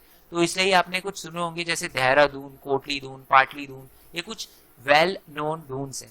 ठीक है, आई होप ये वाला पार्ट आपको समझ आया हो, अच्छा लगा हो। सो हम लास्ट पार्ट में पढ़ चुके थे हिमालयन माउंटेन के बारे में। ठीक है, हिमालयन माउंटेन हमने देखा था कि north to south 3 parallel ranges में बटा हुआ है, हिमाद्री, हिमाचल और तीसरे का क्या नाम है आप बताओ। ठीक है, उसके बाद हमने देखा था कि रिवर के अकॉर्डिंग भी हिमालयन माउंटेन को बांटा गया है। इंडस और सतलुज रिवर के बीच में जो हिमालयाज आते हैं उनको पंजाब हिमालयाज कहा जाता है। ठीक है, और जो सतलुज और काली रिवर के बीच में जो माउंटेन्स आते हैं हिमालय के, उसे कुमाऊं हिमालयाज कहा जाता है। जो काली रिवर से टिस्टा रिवर के बीच में आता है उनको नेपाल हिमालयाज कहा जाता है। और जो टिस्टा रिवर और यहाँ पर एक दिहांग रिवर भी होती है, ठीक है, उनके बीच में आता है तो उसे असम हिमालय कहा जाता है। ये हम पढ़ चुके थे। ठीक है जी। सो आज हम पढ़ेंगे नदन प्लेन के बारे में। ठीक है, नदन प्लेन क्या होता है मैंने आपको पहले भी बताया था। हाँ जी, देखो जब दो अलग अलग प्लेट, वो जो यूरेशियन प्लेट और जब इंडो ऑस्ट्रेलियन प्लेट टकराई थी ना, तो पहाड़ तो बन गए, बट पहाड़ के नीचे ना ऐसे ये बिल्कुल गड्ढा सा बन गया, बहुत बड़ा, क्योंकि जो प्लेट थी वो बहुत बड़ी थी तो गड्ढा सा एरिया बन गया। ठीक है, डिप्रेशन सा क्रिएट हो गया। और फिर क्या हुआ, हिमालय से बहुत सारी रिवर गिरने लगी। ठीक है, ऑब्वियस सी बात है, पहाड़ से जो रिवर गिरने लगी ना, तो अपने साथ बहुत सारा सेडिमेंट वगैरह लेकर आई, मिट्टी वगैरह लेकर आई, और वो बहुत ज़्यादा उपजाऊ मिट्टी थी, फर्टाइल मिट्टी थी, एलुवियल सॉइल थी वो, और सारी की सारी वो जमा हो गई यहाँ पे। और इसी की वजह से ये एरिया जो हो गया वो प्लेन हो गया। ठीक है, ये एरिया एकदम प्लेन हो गया, इसलिए इसको कहते हैं नदन प्लेन। ठीक है, नॉर्थ में है और प्लेन वाला एरिया है, इसलिए इसे कहते हैं हम नदन प्लेन। तो आपको क्या लगता है, नदन प्लेन को प्लेन बनाने में सबसे बड़ा रोल किसका है? सबसे बड़ा रोल है रिवर्स का। ठीक है जी, याद रखना ये चीज़, आगे हम पढ़ेंगे इसके बारे में। ओके, तो वो ये फर्स्ट लाइन यही लिखी हुई है कि the northern plain has been formed by the interplay of the 3 major rivers Indus, Ganga and Brahmaputra and its tributaries. इसका मतलब क्या है कि जो हमारा ये नदन प्लेन है, ये पूरा का पूरा नदन प्लेन है, ये यहाँ पर दिखा देता हूँ, ये पूरा का पूरा नदन प्लेन है। ठीक है, ये देखो ये पहाड़ है, यहाँ पर पूरा का पूरा जम्मू कश्मीर वगैरह में, उत्तराखंड में, यहाँ पर नेपाल वगैरह भी है, भूटान वगैरह भी है। तो यहाँ सारे के सारे पहाड़ है। पहाड़ से जब यहाँ पर बहुत सारा डिप्रेशन क्रिएट हो गया था ना, गड्ढा क्रिएट हो गया था इस वाले एरिया में, तो पहाड़ से बहुत सारी नदी गिरी और अपने साथ मिट्टी वगैरह, एलुवियल सॉइल जिसको हम कह सकते हैं, बहुत ज़्यादा फर्टाइल एलिमेंट, सेडिमेंट लेकर आई, और यहाँ पर क्या हो गया, वो जमा हो गए और इस एरिया को प्लेन बना दिया। ठीक है, और इसी के साथ ये वाला एरिया मैं बता दूं कि सबसे ज़्यादा उपजाऊ है इंडिया के अंदर, जो नदन प्लेन है। ठीक है जी, तो ये पूरा का पूरा नदन प्लेन है। और यहाँ पर कौन कौन सी रिवर बहती है, मतलब किन किन रिवर की वजह से बना है ये, मैं आपको बता दूं। देखो जी, एक पिक्चर दिखाता हूँ मैं आपको। ये इंडस रिवर है, ये इंडस रिवर यहाँ पर गिरती है ना, तो इसकी वजह से इंडस रिवर ने ये वाला एरिया प्लेन बनाया। जो गंगा रिवर है वो यहाँ से गिरती है तो उसने ये वाला एरिया प्लेन बनाया। जो ब्रह्मपुत्र है उसने ये वाला एरिया प्लेन बनाया। ठीक है, यहाँ पर डिप्रेशन था तो उसको किसने बना, ब्रह्मपुत्र रिवर जब नीचे गिरी तो अपने साथ सेडिमेंट लेकर आई, तो उन्होंने ये वाले एरिया को प्लेन बना दिया। गंगा रिवर ने ये वाले एरिया को प्लेन बना दिया और इंडस रिवर ने ये वाले एरिया को प्लेन बना दिया। ठीक है, तो जो हमारा नदन प्लेन है वो इन 3 मेजर रिवर की वजह से बना है। अब है ना, आपको एक वर्ड दिख रहा था, दैट इज ट्रिब्यूटरीज, है ना। अब ट्रिब्यूटरीज क्या होता है और डिस्ट्रीब्यूटरी क्या होता है मैं आपको समझा देता हूँ। पहले अगर क्लियर करके चलोगे तो ज़्यादा अच्छा है। ट्रिब्यूटरीज, ठीक है, जो क्या करे, ट्रिब्यूट करे। ठीक है, जो दूसरी रिवर के साथ मिल जाए। ठीक है, अब देखो ये गंगा है, ये जो ये वाली रिवर दिख रही है ना, ये आपको, ये गंगा है। ठीक है, अब गंगा रिवर के साथ एक और रिवर मिल गई, यमुना। तो यमुना क्या है, गंगा की ट्रिब्यूटरीज है। ठीक है, यमुना क्या है, गंगा की ट्रिब्यूटरीज है, क्योंकि वो उसके अंदर मिल गई। ठीक है जी, तो जब कोई भी रिवर दूसरी बड़ी रिवर के साथ मिल जाती है और एक रिवर बनाती हो तो उसको कहते हैं हम ट्रिब्यूटरीज। ठीक है, तो गंगा के ट्रिब्यूटरीज कौन है, यमुना। ठीक है जी, ये याद रखना। अब डिस्ट्रीब्यूटरीज क्या होता है, डिस्ट्रीब्यूटरीज का मतलब होता है जब वो डिस्ट्रीब्यूट हो जाती है। अब देखो ये गंगा आ रही है, यहाँ पर आ रही है, अब वो डिस्ट्रीब्यूट हो गई। ठीक है, तो ये सारी की सारी क्या है, ये गंगा की डिस्ट्रीब्यूटरीज है। ठीक है, जब गंगा डिस्ट्रीब्यूट हो जाती है अलग अलग चैनल में, है ना, तो उसको गंगा की डिस्ट्रीब्यूटरीज कहते हैं। ठीक है जी, समझ आ गया। जब कोई भी रिवर के साथ दूसरी रिवर मिल जाती है तो वो उसकी ट्रिब्यूटरीज कहलाती है, और जब एक बड़ी रिवर अलग अलग पार्ट में टूट जाती है तो उसको हम डिस्ट्रीब्यूटरीज कहते हैं। ओके जी, क्लियर हो गया। ओके, अब हम आते हैं नेक्स्ट पॉइंट पे। नेक्स्ट पॉइंट है कि these plain is formed of alluvial soil. मैंने आपको बता दिया था, पहाड़ों से जब वो नीचे गिर रही थी नदियाँ, गंगा हो गई, इंडस हो गई या ब्रह्मपुत्र हो गई, तो अपने साथ बहुत सारे सेडिमेंट वगैरह लेकर आई और उन्होंने इस एरिया को, नदन प्लेन को पूरा का पूरा फर्टाइल बना दिया और एलुवियल सॉइल से भर दिया। ठीक है, इसी वजह से यहाँ पर खेती बहुत ज़्यादा अच्छी होती है। Okay, the deposition of the alluvial in the vast basin lying at the foothills of Himalaya over the million of year formed the fertile plain। वही है जो मैं आपको अभी बता चुका हूँ कि ये जो पहाड़ थे ना यहाँ पर, ठीक है, पहाड़ों के नीचे पूरा अपना नदन प्लेन था, डिप्रेशन क्रिएट हुआ था और पहाड़ों से हज़ारों सालों से, मिलियंस ऑफ ईयर से यहाँ पर क्या आ रही थी, बहुत सारी नदियाँ आ रही थी और अपने साथ सेडिमेंट वगैरह लेकर आ रही थी और वो यहाँ पर इकट्ठा कर दिया नदियों ने वो सेडिमेंट और ये प्लेन बन गया, ठीक है। और ये वाला एरिया बहुत ज़्यादा फर्टाइल भी है इसी वजह से, ठीक है। ये मैं बता चुका हूँ आपको पहले ही। नेक्स्ट पॉइंट ये है कि it spread over an area of 7 lakh square kilometre. इसका मतलब जो ये पूरा का पूरा एरिया है ना, यहाँ ये पूरा ग्रीन वाला एरिया है, अगर इसका टोटल एरिया निकाले ना तो वो 7 लाख स्क्वायर किलोमीटर बनेगा, जो कि बहुत ज़्यादा है। ओके, नेक्स्ट पॉइंट ये लिखा है कि इसकी जो लेंथ है ना वो 2400 किलोमीटर है। अब इसका क्या मतलब है? इसका मतलब है अगर मैं यहाँ से लेकर यहाँ तक इसकी लेंथ नापूँ ना तो पूरा का पूरा यहाँ से लेकर यहाँ तक 2400 किलोमीटर होगा, ठीक है। और इसकी जो व्रेथ है ना वो यहाँ पर किसी किसी साइड में 320 किलोमीटर है, ठीक है, और किसी किसी साइड में सिर्फ 240 किलोमीटर है, यही लिखा था नेक्स्ट पॉइंट, ठीक है। 240 किलोमीटर है कहीं कहीं इसकी ब्रेथ, मतलब ब्रॉड है, और 320 किलोमीटर है कहीं कहीं पर, ठीक है। अब एक और पॉइंट लिखा हुआ है कि ये जो हमारा फिजियोग्राफिक डिवीजन है, यानी जो हमारा नदन प्लेन है ना, वहाँ पर बहुत ज़्यादा पॉपुलेशन रहती है, ठीक है। ये डेंसली पॉपुलेटेड एरिया है। अब ये तो बड़ा सिंपल क्वेश्चन है और एग्जाम में भी बार बार पूछा जाता है कि why northern plain is densely populated. देखो सिंपल सीधी बात है, क्या ज़्यादातर लोग डेजर्ट में रहना चाहेंगे? बिल्कुल नहीं रहना चाहेंगे। क्या लोग बिल्कुल पहाड़ों वाले ठंडे ठंडे एरिया में ज़्यादातर लोग रहेंगे? नहीं रहेंगे। क्यों? क्योंकि वहाँ पर उनको फैसिलिटी नहीं मिलती, ठीक है जी। जो नदन प्लेन है वहाँ पर देखो जी, प्लेन है, ठीक है, ऊबड़ खाबड़ ज़मीन भी नहीं है तो अपना घर वगैरह भी सही से बना लेते हैं यहाँ वाले एरिया में। यहाँ पर नदियाँ भी अच्छी बहती है, क्लाइमेट भी अच्छा है, तो इसी वजह से ये जो हमारे नदन प्लेन का एरिया है वो डेंसली पॉपुलेटेड है, ठीक है। It is densely populated physiographic division, क्योंकि यहाँ पर उपजाऊ ज़मीन है, पता है ना, फर्टाइल सॉइल है, खेती भी अच्छी खासी हो जाती है, एडुकेट वाटर भी मिल जाता है, अच्छा खासा पानी भी मिल जाता है, फेवरेबल क्लाइमेट है, क्लाइमेट भी अच्छा खासा है, तो इसी वजह से जो हमारा नदन प्लेन है वो डेंसली पॉपुलेटेड है, ठीक है। अब ध्यान से सुनना, पहाड़ों से जब नदी गिरती है ना तो बड़ी तेज रफ्तार से गिरती है, वो आसपास कुछ नहीं देखती, जो भी होता है ना उसको भाग के लेके चली जाती है। पर जब वो नीचे की साइड आ जाती है, प्लेन्स पर आ जाती है, ये देखो ये पूरा प्लेन है ना, ये वाला पूरा एरिया, इसको भूल जाओ, ये मत देखो, ये तो पहाड़ है, बट ये देखो ये पूरा प्लेन वाला एरिया है। तो यहाँ से जब रिवर बहती है तो उसका जो कोर्स होता है वो थोड़ा लो होता है और वो थोड़ी धीरे चलती है, ठीक है, जेंटल स्लोप होता है उसका, बहुत ही धीरे चलती है। और इस धीरे चलने की वजह से क्या होता है कि यहाँ पर क्या बन जाते हैं, रिवराइन आइलैंड बन जाते हैं, क्योंकि देखो ये बहुत धीरे बह रही है, यहाँ पर कुछ अटक गया, फिर यहाँ पर क्या होगी, मिट्टी जमना जमना जमना जमना स्टार्ट हो जाएगी और रिवर के बीचों बीच एक रिवराइन आइलैंड बन जाएगा, ठीक है। तो इसी को कहते हैं रिवराइन आइलैंड, ठीक है। पूरी दुनिया का सबसे बड़ा रिवराइन आइलैंड जो है वो है मजूली, ठीक है जी।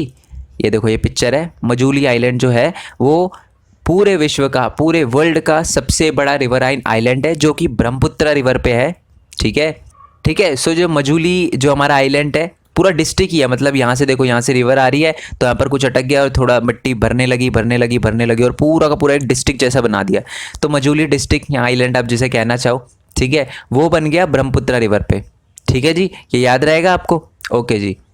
अब हम आते हैं नेक्स्ट पॉइंट पे। नेक्स्ट पॉइंट है कि जो रिवर है, ठीक है, the river in the lower course split into the numbers of channels due to the deposition of silt, these channel are known as distributaries. तो वही बता रखा है, तो मैंने आपको पहले भी बताया था कि जब रिवर होती है ना, वो जब नीचे की साइड आती है तो वो नंबर्स ऑफ चैनल में क्या करती है, बट जाती है, ठीक है।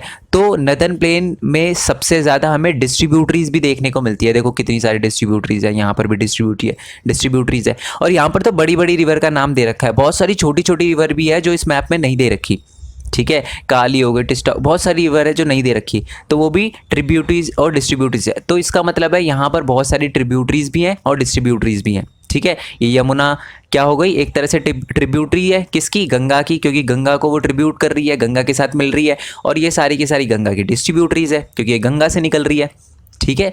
क्लियर हो गया? तो आई होप ये वाला आपको समझ आ गया हो अच्छे से। याद रखना कि the river in the lower course split into the numbers of channel, जब डिपोजिशन वगैरह और सिल्ट वगैरह के कारण जब रिवर बहुत सारे अलग अलग पार्ट में टूट जाती है, बहुत सारे अलग अलग पार्ट में टूट जाती है, तो इसी को हम कहते हैं डिस्ट्रीब्यूटरीज, ठीक है जी। क्लियर हो गया? अब देखो, the northern plain is broadly divided into 3 section as mention below. अब मैं आपको बता दूं, याद होगा आपको, हमने हिमालय के बारे में भी पढ़ा था, है ना, हिमालय के बारे में भी पढ़ा था कि हिमालय भी अलग अलग में बटी हुई होती है, जैसे नॉर्थ टू साउथ किस में बटी होती है, हिमाद्री, हिमाचल, और तीसरे का नाम मैंने आपसे पूछा था, ठीक है। और रिवर के अकॉर्डिंग भी वेस्ट टू ईस्ट बटी हुई है। वैसे ही जो नदर्न प्लेन है उसको भी बांटा हुआ है, ठीक है। कैसे बांटा हुआ है, उसको भी वेस्ट टू ईस्ट बांटा हुआ है, ठीक है जी। जो वेस्ट वाला, सबसे वेस्ट में जो पार्ट है उसको कहते हैं हम पंजाब प्लेन्स, ठीक है। ये जो नदर्न प्लेन्स है, सबसे जो वेस्ट वाली साइड में उसको कहते हैं पंजाब प्लेन्स, ठीक है। बीच वाले पोर्शन को कहते हैं हम गंगा प्लेन्स, ये देखो लिखा हुआ है, ठीक है, ये देखो सेकंड पे लिखा हुआ है गंगा प्लेन्स। और जो सबसे लास्ट में आता है वो होता है हमारा ब्रह्मपुत्रा प्लेन, ठीक है जी। The western part of the northern plain is refer to as Punjab plains, मैं आपको बता ही चुका हूँ। अगर आपसे पूछा जाए कि ये बताओ कि नदर्न प्लेन को 3 सेक्शन में बांटा गया है फ्रॉम वेस्ट टू ईस्ट, तो आपको लिखना है Punjab plains, Ganga plains and Brahmaputra plains, ठीक है। पंजाब प्लेन जो है सबसे वेस्ट साइड में, ठीक है, सबसे वेस्टर्न पार्ट में। और यहाँ पर कौन कौन सी रिवर है, चिनाब है, रावी है, व्यास है, सतलुज और झेलम है। मैं दिखा देता हूँ, ये देखो दिख रही होगी आपको, ये वाला सबसे वेस्ट वाला पार्ट जो है ना, यहाँ पर कौन कौन सी रिवर है, सतलुज हो गई, रावी हो गई, झेलम हो गई, व्यास हो गई और ये चिनाब हो गई। तो यही है सारी की सारी रिवर है।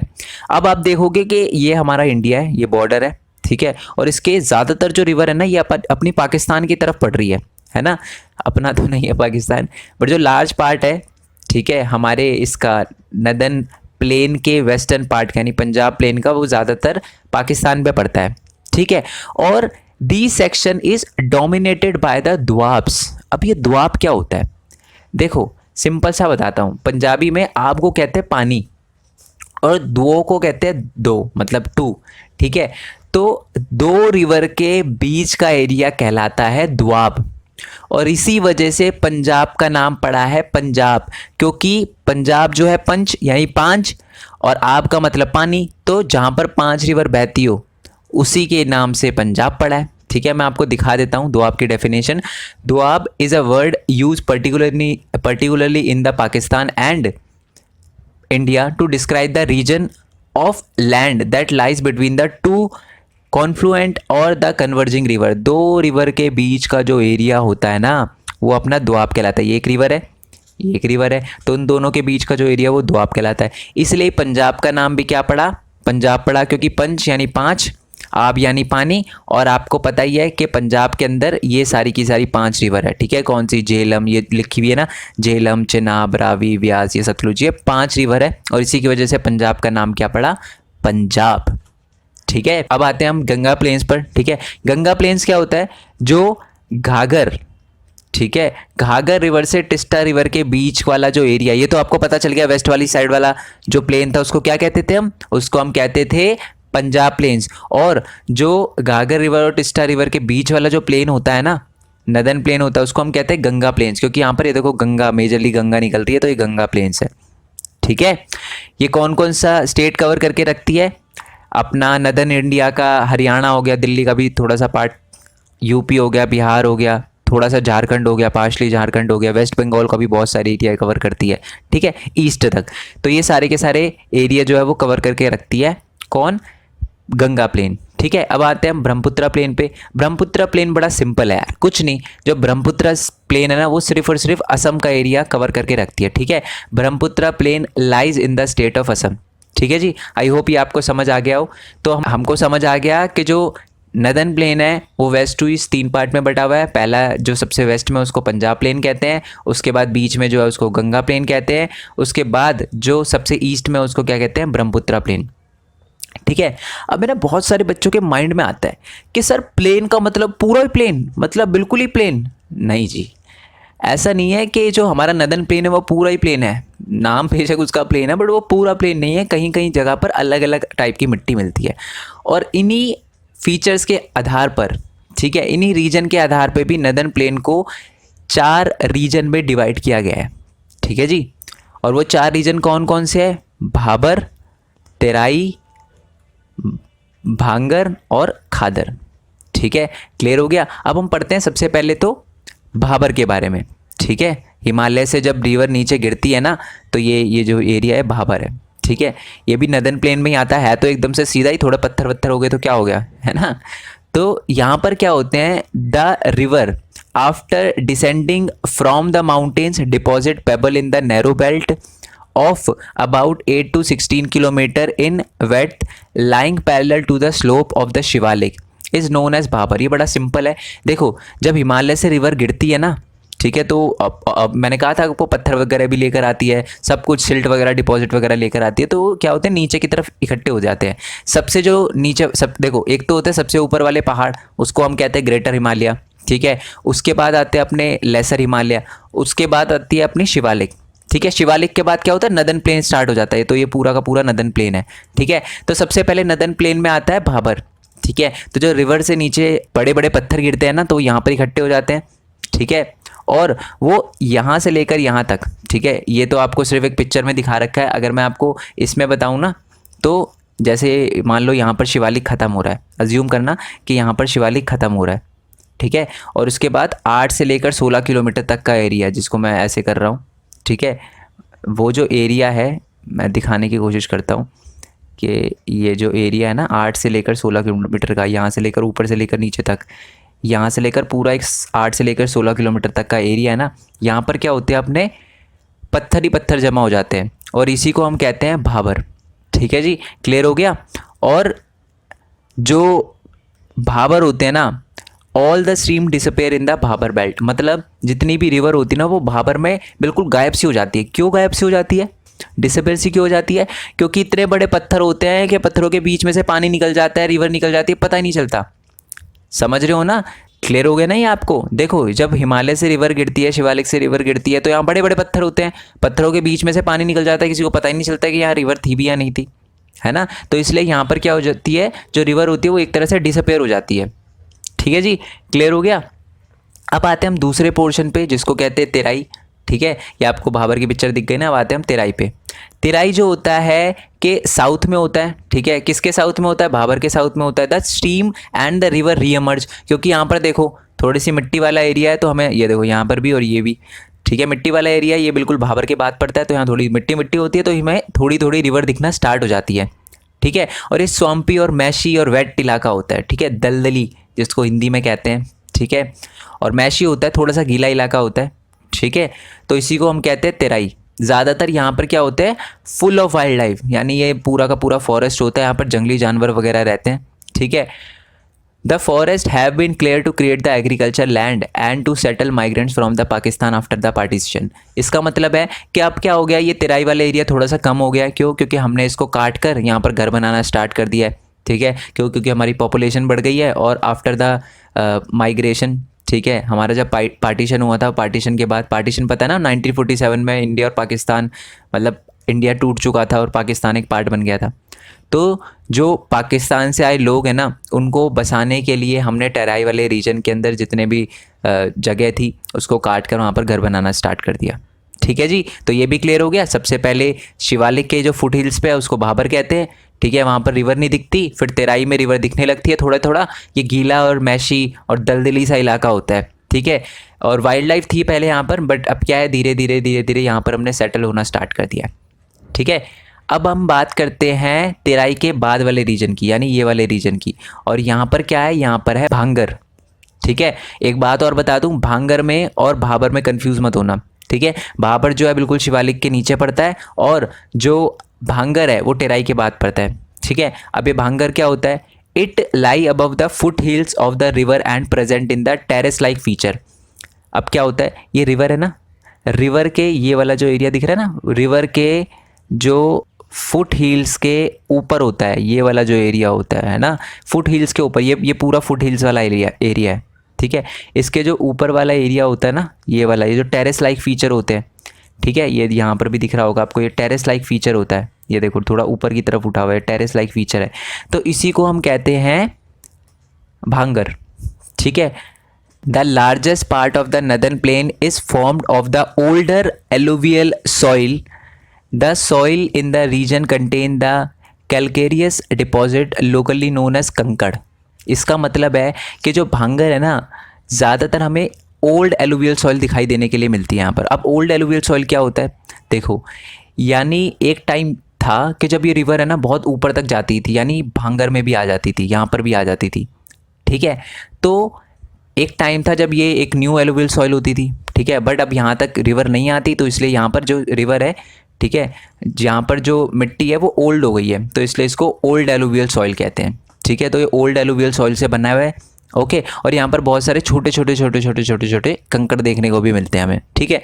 और ये जो होता है ये थोड़ा सा कम फर्टाइल होता है, फर्टाइल तो होता है बट ये जो यहाँ पर होती है ना मिट्टी, इस तरफ जो मिट्टी होती है उससे कम फर्टाइल होता है, ठीक है। इस तरफ यानी ये जो फ्लड प्लेन्स पे, ठीक है, ये अपना फ्लड प्लेन है, ठीक है। फ्लड प्लेन के ऊपर क्या होता है, भांगर होता है, और जो फ्लड प्लेन पे जो मिट्टी होती है ना वो भांगर से ज़्यादा उपजाऊ होती है, ज़्यादा फर्टाइल होती है, तो इसलिए लिखा है कि लेस फर्टाइल देन खादर। ये जो फ्लड प्लेन वाले एरिया के अंदर जो मिट्टी होती है ना उसको हम कहते हैं खादर। तो ये जो हमारी मिट्टी होती है कौन सी, भांगर की, ये क्या होती है, कम फर्टाइल होती है खादर से, ठीक है जी। क्लियर हो गया आपको? ओके जी।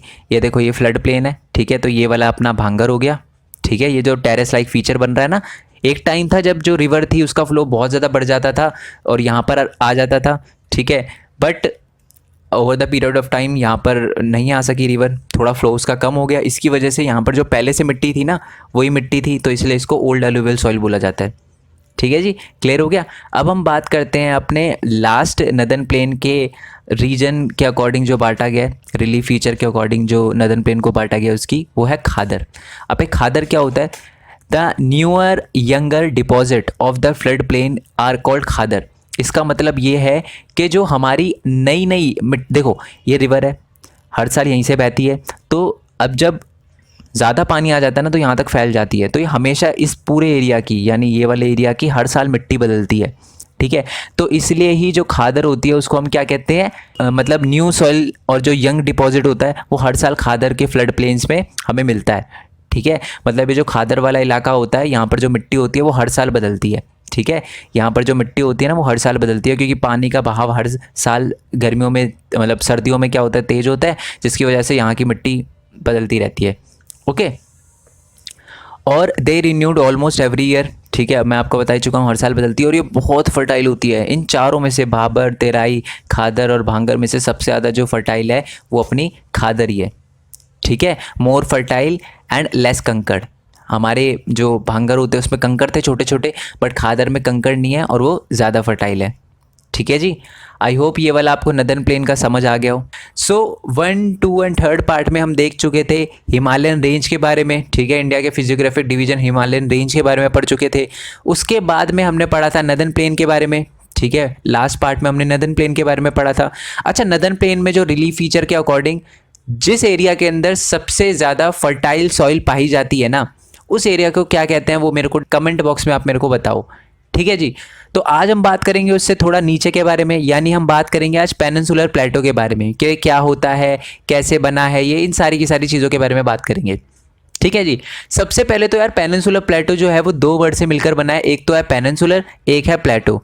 सबसे पहले तो हम ये देखेंगे कि पेनिनसुलर का मतलब क्या होता है। ये स्पेलिंग थोड़ी मिस्टेक है, इसे सही कर लेना, ठीक है। अब इन्हीं को ही एज अ नोट्स यूज़ कर सकते हो, ठीक है। बाकी मैं टेलीग्राम चैनल पर डाल ही दूंगा नोट्स, ओके। जो पेनिनसुलर है उसका मतलब होता है land mass cover by the water from the 3 side, यानी जो भी लैंड मास, जो भी लैंड 3 तरफ से पानी से घिरा हुआ होता है ना उसको हम कहते हैं पेनिनसुलर। इसका मतलब आप देखो ये वाला एरिया पेनिनसुलर क्यों है, क्योंकि इसके यहाँ भी पानी है, अरेबियन सी है ना यहाँ पर, और यहाँ पर भी बे ऑफ बंगाल है, और नीचे की साइड में हमारा इंडियन ओशन है। तो यानी ये जो एरिया है हमारा ये 3 तरफ से पानी से घिरा हुआ है, इसी वजह से इसे पेनिनसुलर कहते हैं। अब ये प्लेटो क्या होता है, प्लेटो का मतलब होता है जो उठा हुआ एरिया होता है, ठीक है। अब बच्चे बोलेंगे सर मजे क्यों ले रहे हो, सीधा सीधा पहाड़ क्यों नहीं बोल देते। नहीं, प्लेटो का मतलब पहाड़ नहीं होता। देखो पहाड़ क्या होता है, आपको वैसे तो इमेज दिख रही होगी। पहाड़ क्या होता है, माउंटेन क्या होता है, जिसकी चोटी होती है, जिसकी पीक होती है, ठीक है। बट प्लेटो की पीक नहीं होती, प्लेटो के ऊपर जो होता है प्लेन एरिया होता है, जैसे कि आप इस इमेज में देख सकते हो कि प्लेन एरिया है, ठीक है। ये ज़मीन से थोड़ा उठा हुआ है और ये प्लेन एरिया है, तो इसी को हम कहते हैं प्लेटो। एक तरह से टेबल लैंड, जैसे आपका टेबल होता है ना, उठा हुआ होता है और ऊपर से प्लेन होता है, तो यही है प्लेटो, ठीक है जी। समझ आ गया पेनिनसुलर प्लेटो। अब ये यहाँ पर है पेनिनसुलर प्लेटो, ठीक है जी। अब पेनिनसुलर प्लेटो के कुछ फीचर्स देख लेते हैं। सो पहला है कि peninsular plateau is a table land composed of the old crystalline igneous and metamorphic rock. अब इसका मतलब क्या है, इसका मतलब ये है जी कि जो पेनिनसुलर प्लेटो वो टेबल लैंड है ना, उठा हुआ सा एरिया है जो कि बना हुआ है, वहाँ की मिट्टी कैसी है, ओल्ड क्रिस्टलाइन, यानी बहुत पुरानी मिट्टी से बना हुआ है। साथ ही में इग्निशियस, उस मिट्टी के अंदर ना, क्योंकि उस टाइम है ना यहाँ पर बहुत सारे वॉल्केनो वगैरह होते थे, वॉल्केनो के इरप्शन के कारण, वॉल्केनो से जो लावा निकलता है, ठीक है, वो यहाँ पर इकट्ठा हो गया, ठीक है। तो यानी यहाँ पर क्या है, हमें इग्निशियस रॉक भी देखने को मिलती है। और साथ ही में यहाँ पर मेटामॉर्फिक रॉक भी है। मेटामॉर्फिक रॉक का मतलब क्या होता है, वो रॉक जिसने बहुत ज़्यादा टेम्परेचर फेस करा हो, मतलब बहुत गर्मी के कारण वो रॉक बनी हुई हो, ठीक है, बहुत प्रेशर के कारण बनी हो, इसे कहते हैं मेटामॉर्फिक रॉक। तो हमें पेनिनसुला प्लेटो में क्या होता है, ओल्ड क्रिस्टलाइन, ओल्ड मिट्टी, ठीक है, जो कि वॉल्केनिक इरप्शन के कारण बनी हुई होती है, और जिसने बहुत ज़्यादा हाई टेम्परेचर और हाई प्रेशर फेस किया होता है, वो मिट्टी हमें देखने के लिए मिलती है, ठीक है जी। अब आता है कि ये बना कैसे, ये जो पेनिनसुला प्लेटो है ये बना कैसे, ये टेबल लैंड जो है वो उठा हुआ एरिया जो है बना कैसे। अब देखो, it is form due to the breaking and the drifting of the Gondwana land and thus making it a part of the oldest landmass. अब मैं आपको एक बात बता दूं, हिमालय कैसे बने, हिमालय बने जी आपके जब Indo Australian plate Eurasian plate से टकराई, और उसी की वजह से हमारा बना नदर्न प्लेन, क्योंकि वो एक डिप्रेशन सा क्रिएट हो गया था ना, तो नदर्न प्लेन भी बना। बट पेनिनसुला प्लेटो ना बहुत ओल्ड लैंड मास है, ये पहले भी वैसा ही था, अब भी ऐसे ही है, ड्रिफ्ट से इस पे कोई फर्क नहीं पड़ा। अब देखो, जैसे जब ये दो प्लेट टकराई, पिक्चर दिख रही होगी आपको, तो टकराने की वजह से पहाड़ बने, ठीक है, पहाड़ के नीचे फिर थोड़ा डिप्रेशन वाला एरिया बना, बट उसके बाद क्या हुआ, थोड़ा उठा हुआ सा, क्योंकि डिप्रेशन क्रिएट हो गया था, ठीक है, टकराने की वजह से, बट बाकी जो एरिया था वो तो वैसे का वैसा ही रहा, ठीक है, थोड़ा उठा हुआ एरिया बन गया वो। तो इसीलिए जो हमारा ये पेनिनसुला प्लेटो है वो क्या है, ओल्डेस्ट लैंड मास है, ठीक है, इसलिए इसे ओल्डेस्ट लैंड मास बोला जाता है, जो कि बना है by the breaking and the drifting of Gondwana land, ठीक है जी, क्लियर हो गया, सिंपल सीधी बात है, टकराने की वजह से ही बना है एक तरह से, ये याद रखना आप, ठीक है। नेक्स्ट पॉइंट है कि one of the distinct feature of the peninsula plateau is the black soil area known as Deccan trap. Peninsula plateau के एक एरिया में ना हमें ब्लैक सॉइल देखने को मिलती है, काली मिट्टी देखने के लिए मिलती है, जो कि वही वॉल्केनिक इरप्शन से बनी होती है। उस एरिया को जहाँ पर ब्लैक सॉइल पाई जाती है उसी को कहते हैं हम डेक्कन ट्रैप, ठीक है जी, क्लियर हो गया। नेक्स्ट है कि the plateau has the broadly shallow valley and the rounded hills. इसका मतलब हमें बहुत सारी वैलीज, ठीक है, वैलीज क्या होती है, जो बहुत सारे प्लेटो के बीच में होती है ना, बहुत सारी वैलीज होती है, ठीक है, वो हमें देखने के लिए मिलती है, दो पहाड़ों के या दो प्लेटो के बीच का जो एरिया होता है उसे वैली कहते हैं, ठीक है, तो वैली हमें देखने के लिए मिलती है। साथ ही में राउंडेड हिल्स, ये एक तरह से राउंडेड हिल्स हो गई ना, पीक नहीं है, अगर पीक होती तो उसको माउंटेन बोलते, बट ये राउंडेड हिल्स है, ठीक है, ये राउंडेड हिल्स भी हमको देखने के लिए मिलती है पेनिनसुला प्लेटो में, यानी इस वाले एरिया में, ठीक है। अब जो पेनिनसुला प्लेटो है ना उसके दो पार्ट हैं, ठीक है, ये ब्रॉडली दो पार्ट में बटा हुआ होता है, एक को कहते हैं हम सेंट्रल हाईलैंड, ये जो ऊपर वाला एरिया ना ये वाला, इसको हम कहते हैं सेंट्रल हाईलैंड, और जो नीचे वाला एरिया ना जो ट्रायंगुलर शेप का, उसको कहते हैं डेक्कन प्लेटो, ठीक है। पिक्चर दिखा देता हूँ मैं आपको, ये देखो जी, ये जो ऊपर वाला एरिया ना, ये वाला एरिया है, ठीक है, नर्मदा रिवर के ऊपर वाला एरिया जो ये है, ठीक है, ये देखो, ये पूरा पेनिनसुला प्लेटो, पेनिनसुला प्लेटो के जो ऊपर वाला एरिया है, यानी ये वाला एरिया है, इसको हम कहते हैं सेंट्रल हाईलैंड, और जो नीचे वाला एरिया है, ठीक है, उसको कहते हैं हम डेक्कन प्लेटो, ठीक है। सबसे पहले तो हम ये देख लेते हैं कि सेंट्रल हाईलैंड क्या है, ठीक है। पेनिनसुला प्लेटो दो डिवीजन में बटा हुआ है, कौन कौन से, सेंट्रल हाईलैंड एंड डेक्कन प्लेटो, और अब हम पढ़ेंगे सेंट्रल हाईलैंड्स के बारे में, ठीक है।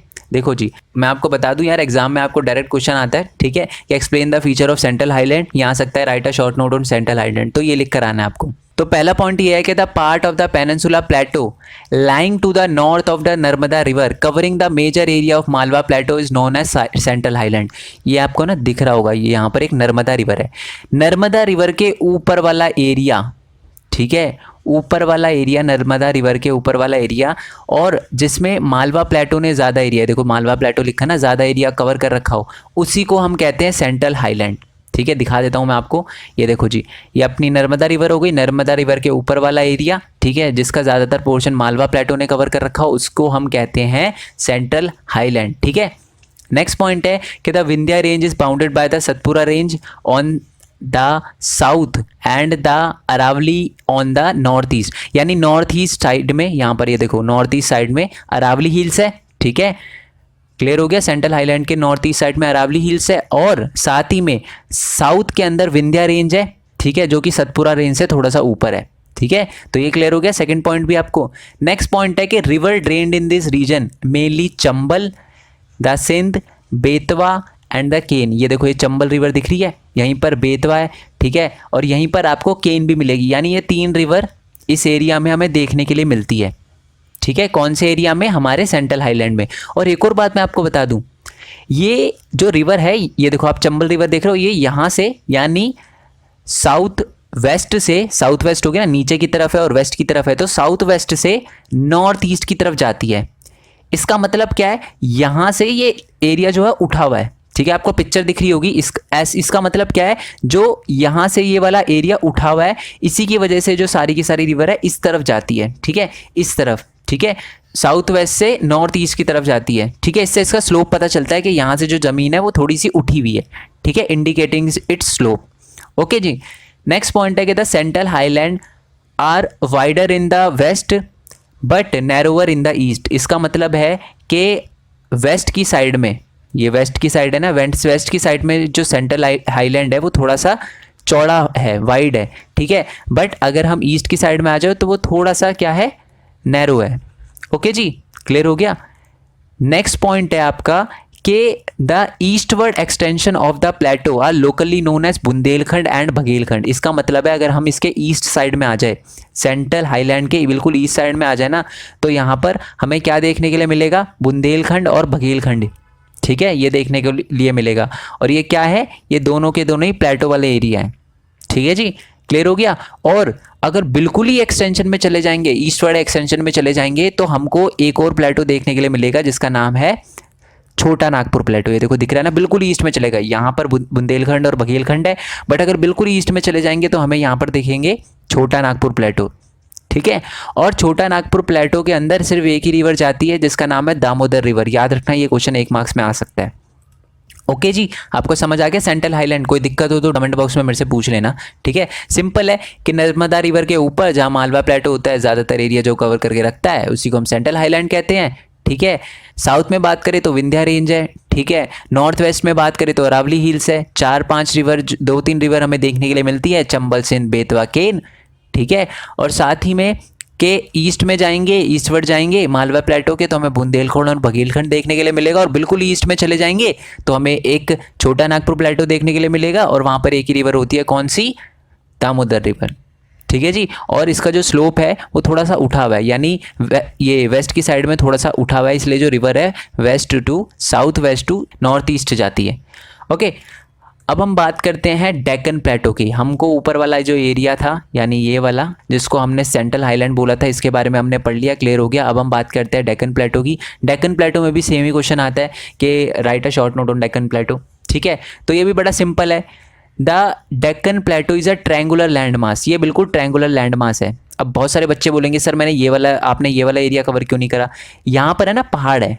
ठीक है, यहाँ पर प्लेटो नहीं है, यहाँ पर पहाड़ है, ईस्ट साइड में भी और वेस्ट साइड में भी। ठीक है, इसीलिए इस वाले एरिया को ईस्टर्न घाट कहते हैं, क्योंकि यहाँ पर छोटे छोटे पहाड़ हैं। छोटे छोटे तो नहीं, बड़े पहाड़ हैं, बट हिमालयन माउंटेन से छोटे होते हैं। ठीक है, और यहाँ इतनी ज़्यादा बर्फ़ देखने के लिए नहीं मिलती।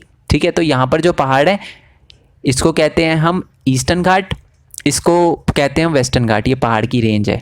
ठीक है, बट ये जो इसका बीच वाला एरिया ट्रायंगुलर शेप का, इसको कहते हैं हम डेक्कन प्लेटो। ठीक है, जो कि नर्मदा रिवर से, ये देखो नर्मदा रिवर दिख रही होगी, नर्मदा रिवर के साउथ में। ठीक है, ये पूरा का पूरा एरिया।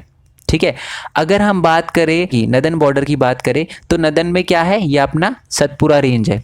ठीक है, और अगर हम बात करें इसके ईस्टर्न बॉर्डर पे तो महादेवो, कैमूर और माइकल रेंज देखने को मिलती है इसके ईस्टर्न एक्सटेंशन पे, यानी यहाँ पर है ना, ये देखो ये कैमूर हिल्स दिख रहा होगा आपको। ठीक है, महादेव हिल्स भी यहीं है, और साथ ही में आपकी माइकल हिल यहाँ पर है। तो यानी ईस्ट साइड में, यानी इस वाले साइड में हमको क्या देखने के लिए मिलती है? महादेव हिल्स, कैमूर हिल्स और साथ में माइकल हिल्स, ये सारी की सारी है। ठीक है, ईस्टर्न एक्सटेंशन में। ओके जी, और ये भी क्या है? वेस्ट से थोड़ा उठा हुआ है, यानी ये यहाँ से ज़मीन थोड़ी सी उठी हुई है, और इसी वजह से जो रिवर है वो यहाँ से यहाँ बहती है, यहाँ से यहाँ बहती है। दोबारा से मैं बता देता हूँ कि जो हमारी रिवर है ना, ठीक है, क्योंकि ये जो डेक्कन प्लेटो है ये वेस्ट की साइड से थोड़ा उठा हुआ है, इसी वजह से ज़्यादातर रिवर जो है वेस्ट टू ईस्ट बहती है। ठीक है, मतलब यहाँ पर महानदी, गोदावरी, कावेरी, कृष्णा, ये सारी की सारी जो रिवर है वो यहाँ से निकल के यहाँ बहती है, क्योंकि यहाँ पर थोड़ा उठा हुआ एरिया, पिक्चर दिख रही होगी आपको। ठीक है जी, और मैं एक और बात बता दूं कि जो हमारा डेक्कन प्लेटो है ना वो नॉर्थ ईस्ट के पार्ट तक भी फैला हुआ है। ठीक है। अब बहुत सारे बच्चे कहेंगे सर मज़े क्यों ले रहे हो, ये डेक्कन प्लेटो तो अभी अभी अपने बोला यहाँ पर है। दोस्त यहाँ पर भी है, इसके साथ साथ यहाँ पर भी थे, बट यहाँ पर क्या थी, बहुत सारी रिवर, मैंने बताया था कि गंगा रिवर यहाँ से आती थी, बहुत तेज स्लोप से आती थी, इसी की वजह से यहाँ पर जितने भी प्लेटो थे ना वो रिवर अपने साथ बहा कर ले गई। ठीक है, बड़े बड़े पहाड़ों को काट दिया उसने, पहाड़ को तो नहीं, प्लेटो को काट दिया उसने। ठीक है, बट यहाँ पर अभी भी थोड़े बहुत हमें प्लेटो देखने के लिए मिल जाते हैं। कहाँ कहाँ पर, यहाँ पर ये देखो लिखा ना, गारो, खासी और जैंता हिल्स। ठीक है, ओके, जिसको मेघालय में भी पाई जाती है, इसको कराबी, एंगलोंग प्लेटो, नॉर्थ चकार हिल्स। ओके, तो ये मिलती है। और मैं बता ही चुका हूँ कि 3 प्रोमिनेंट हिल्स जो हैं वेस्ट टू ईस्ट साइड में, गारो, खासी और जैंता। ठीक है, यहाँ पर यानी जो मैंने आपको बताया था कि गारो, ठीक है, यानी हमारे नॉर्थ ईस्ट साइड में गारो, खासी और जैंता, ये हिल्स हमें देखने को मिलती है, प्रोमिनेंट हिल्स है। ठीक है जी। अब जो लास्ट पॉइंट है वो ये लिखा हुआ है, the western ghat and the eastern ghat mark western and the eastern edge of the Deccan plateau. मैं आपको पहले ही बता चुका हूँ कि हमारे डेक्कन प्लेटो के ईस्ट की साइड में कुछ पहाड़ है।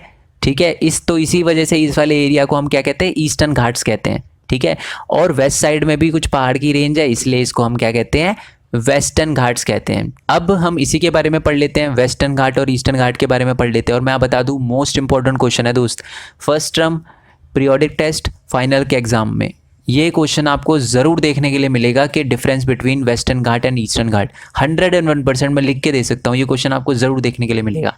ठीक है, तो उसी डिफरेंस के बारे में हम पढ़ लेते हैं। मैं आपको बता ही चुका हूँ, जो ईस्ट साइड में उसको ईस्टर्न घाट और जो वेस्ट साइड में उसको वेस्टर्न घाट कहते हैं। अब इनके डिफरेंस देख लेते हैं। सबसे पहले तो डिफरेंस यही है कि the western Ghat mark the western edge of the Deccan plateau. ये थोड़ा सिंपल पॉइंट है, डेक्कन प्लेटो के वेस्ट में है तो इसलिए इसे वेस्टर्न घाट कहते हैं, ये डेक्कन प्लेटो के ईस्ट में है इसलिए इसे ईस्टर्न घाट कहते हैं। ठीक है, they are the continuous and can be cross through the passes only. इसका मतलब है कि यहाँ पर है ना, आप देखोगे कि बिल्कुल बहुत ही कम गैप है, गैप नहीं है, ये पहाड़ है, बिल्कुल पहाड़ की रेंज लगातार है, बिल्कुल ये छोटा सा पहाड़, मतलब छोटा सा गैप है, बिल्कुल वैसे देखा जाए तो पहाड़ की रेंज ही रेंज है। ठीक है, बिल्कुल कॉन्टिन्यूस रेंज है। और अगर इन पहाड़ों को क्रॉस करना हो ना तो पासिस की सहायता से ही, पासिस की मदद से ही हम इसे क्रॉस कर सकते हैं। ठीक है जी, क्लियर हो गया ये आपको, यानी बिल्कुल ही एरिया नहीं है बीच में। ठीक है, कॉन्टिन्यूस है एकदम। बट अगर हम बात करें ईस्टर्न घाट की तो वो क्या है, डिसकॉन्टिन्यूस है। ठीक है, इर्रेगुलर है, और यहाँ पर जितनी भी रिवर होती है ना वो बे ऑफ बंगाल में जाकर गिरती है। आप देखो ये बिल्कुल डिसकॉन्टिन्यूस है, यहाँ थोड़े पहाड़ की रेंज है, फिर बहुत एरिया छूट गया, फिर यहाँ है, फिर बिल्कुल यहाँ पर है। ठीक है, तो इसका मतलब जो ईस्टर्न घाट है ना वो हमारा थोड़ा सा क्या है, डिसकॉन्टिन्यूस है। ये देखो यहाँ पर है, फिर जगह छूट गई, फिर यहाँ पर, फिर थोड़ी जगह, फिर यहाँ पर, ये थोड़े से डिसकॉन्टिन्यूस है। ठीक है, जो हमारे ईस्टर्न घाट्स है। नेक्स्ट पॉइंट है कि वेस्टर्न घाट में जो पहाड़ होते हैं ना, ठीक है, माउंटेन्स होते हैं, या घाट जिनको कहें, पहाड़ कहें, माउंटेन भी कह ही सकते हैं। नेक्स्ट पॉइंट है कि जो वेस्टर्न घाट होते हैं ना, वहाँ के जो पहाड़ होते हैं उनकी height averagely almost 900 to 1600 metre तक की होती है। ठीक है, यानी यहाँ पर हमें वेस्टर्न घाट में जो पहाड़ देखने के लिए मिलते हैं ना वो थोड़े से लंबे पहाड़ देखने के लिए मिलते हैं। ठीक है, बट अगर मैं ईस्टर्न घाट की बात करूं तो हमें थोड़े से कम लेंथ वाले, एवरेजली हाइट बात करूं तो 600 मीटर तक के ही पहाड़ हमें एवरेजली देखने के लिए मिलते हैं। ठीक है, उससे बड़े भी देखने के लिए मिलते हैं, बट एवरेज हाइट बताई है मैंने आपको। ठीक है जी। नेक्स्ट पॉइंट है कि the western Ghat stretch from the Tapi river to the cardamom hills to the south. इसका मतलब है कि जो हमारा वेस्टर्न घाट्स है वो यहाँ पर, ये देखो तापी रिवर दिख रही है, तापी रिवर, ये तापी रिवर से स्टार्ट होता है हमारा वेस्टर्न घाट, और एंड में जाके यहाँ पर आपको दिख रहा होगा कि कार्डामम हिल्स, ये देखो यहाँ लिखा हो कार्डामम हिल्स, तो यानी जो हमारा वेस्टर्न घाट है वो तापी रिवर से कार्डामम हिल्स तक है। ठीक है जी, ये क्लियर हो गया। और बात करें अगर हम ईस्टर्न घाट की तो वो महानदी वैली से नीलगिरी तक है। अब महानदी कहाँ है, यहाँ देखो ये महानदी रिवर दिख रही है, महानदी रिवर वैली, यहाँ से लेकर ये देखो नीलगिरी तक, नीलगिरी यहीं पर है। ठीक है, ये देखो नीलगिरी हिल्स, तो यहाँ से लेकर यहाँ तक हमारा जो है ईस्टर्न घाट स्ट्रेच हुआ हुआ है। ठीक है जी। नेक्स्ट पॉइंट जो है हमारा, western Ghat cause the orographic rain. ये बड़ा सिंपल पॉइंट है। ओरोग्राफिक रेन का मतलब क्या होता है, अभी अभी मैंने आपको बताया था कि वेस्टर्न घाट में थोड़े बड़े पहाड़ हैं, तो आपको पिक्चर दिख ही रही होगी। देखो वेस्टर्न घाट में थोड़े लंबे पहाड़ हैं। ठीक है, एवरेजली हाइट जो है 1900 to 1600 मीटर है, मैं आपको बता ही चुका हूँ। तो यहाँ पर बड़े पहाड़ हैं, तो इसकी वजह से जो पहाड़ हैं, यहाँ से जो बादल बनते हैं ना, या अरेबियन सी है, यहाँ से जो बादल बनते हैं, ये क्या करते हैं, पहाड़ की चोटी से टकरा जाते हैं। पिक्चर आपको दिख रही होगी, इसी की वजह से यहाँ पर बह जाते हैं। ठीक है, तो यहाँ पर जो है ओरोग्राफिक रेन हमें देखने के लिए मिलती है। ठीक ठीक है, क्योंकि जो बादल बनते हैं अरेबियन सी से वो क्या करते हैं, वेस्टर्न घाट के पहाड़ों से टकरा जाते हैं, उनकी चोटी ज़्यादा लंबी होती है, ठीक है। बट अगर ईस्टर्न घाट की बात करें तो ईस्टर्न घाट में पहाड़ों की हाइट इतनी ज़्यादा नहीं होती, इसी की वजह से जो पहाड़ है वो ईस्टर्न घाट से बिल्कुल आर पार निकल जाते हैं, ठीक है, टच भी नहीं कर पाते वो ईस्टर्न घाट को। ओके, इसी वजह से यहाँ पर हमें ऑरोग्राफिक रेन देखने के लिए मिलती, ऑरोग्राफिक रेन देखने के लिए नहीं मिलती, ठीक है, यहाँ पर देखने के लिए मिलती है। और ऑरोग्राफिक रेन का मतलब ये होता है जो इन इंटेंशनली हो जाए, ठीक है, मतलब अचानक से हो जाए, जिसका तय ना हो, ठीक है, क्योंकि जो हमारे ये अरेबियन सी से उठे हैं ये कंफर्म थोड़ी ना था कि बिल्कुल वेस्ट, वो तो टकरा गए, इसकी वजह से बहना स्टार्ट हो गई, तो हमें यहाँ पर ऑरोग्राफिक रेन देखने के लिए मिलती है, बट यहाँ पर ऑरोग्राफिक रेन देखने के लिए नहीं मिलती ईस्टर्न घाट पे। ओके, नेक्स्ट पॉइंट है कि western Ghat progressively increase from the north to the south, ठीक है, इसका मतलब है कि जो वेस्टर्न घाट है यहाँ पर थोड़े छोटे होते हैं, फिर यहाँ बड़े बड़े बड़े बड़े बड़े बड़े और यहाँ पर बिल्कुल बड़ा,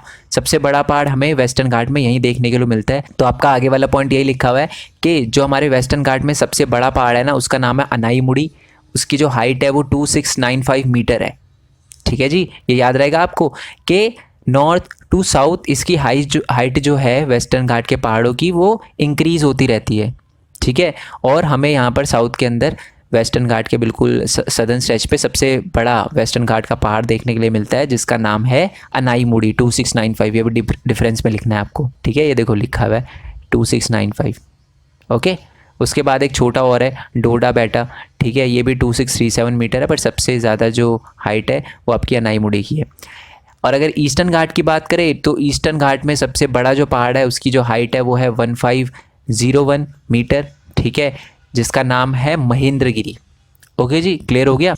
अब नेक्स्ट पॉइंट है कि delta form in western Ghat, ये थोड़ा सा ना मैंने गलत लिख दिया, आई एम रियली सॉरी यार, इसे चेंज कर लेना आप, ठीक है, आई एम रियली सॉरी दोबारा से। नेक्स्ट पॉइंट है कि delta not form in western Ghat, ये थोड़ा सा ना मैंने गलत लिख दिया, ठीक है, वेस्टर्न घाट पे डेल्टा नहीं बनते, ठीक है, जबकि ईस्टर्न घाट पे डेल्टा बनते हैं। अब सबसे पहले तो डेल्टा क्या होता है, अब सबसे पहले तो ये देख लेते हैं कि डेल्टा क्या होता है, ठीक है। देखो जी, जब रिवर पानी के अंदर गिरने वाली होती है ना, वो थोड़ा सा अपना एरिया खोल लेती है, अलग अलग बट जाती है, तो इसी को कहते हैं डेल्टा, ठीक है। अब ये जो एरिया होता है ये आपको दिख रहा होगा पिक्चर में बड़ा छोटा सा, बट ये बहुत बड़ा एरिया होता है, ठीक है, यानी डेल्टा बनाने के लिए बहुत बड़ा एरिया चाहिए होता है किसी भी रिवर को, ठीक है।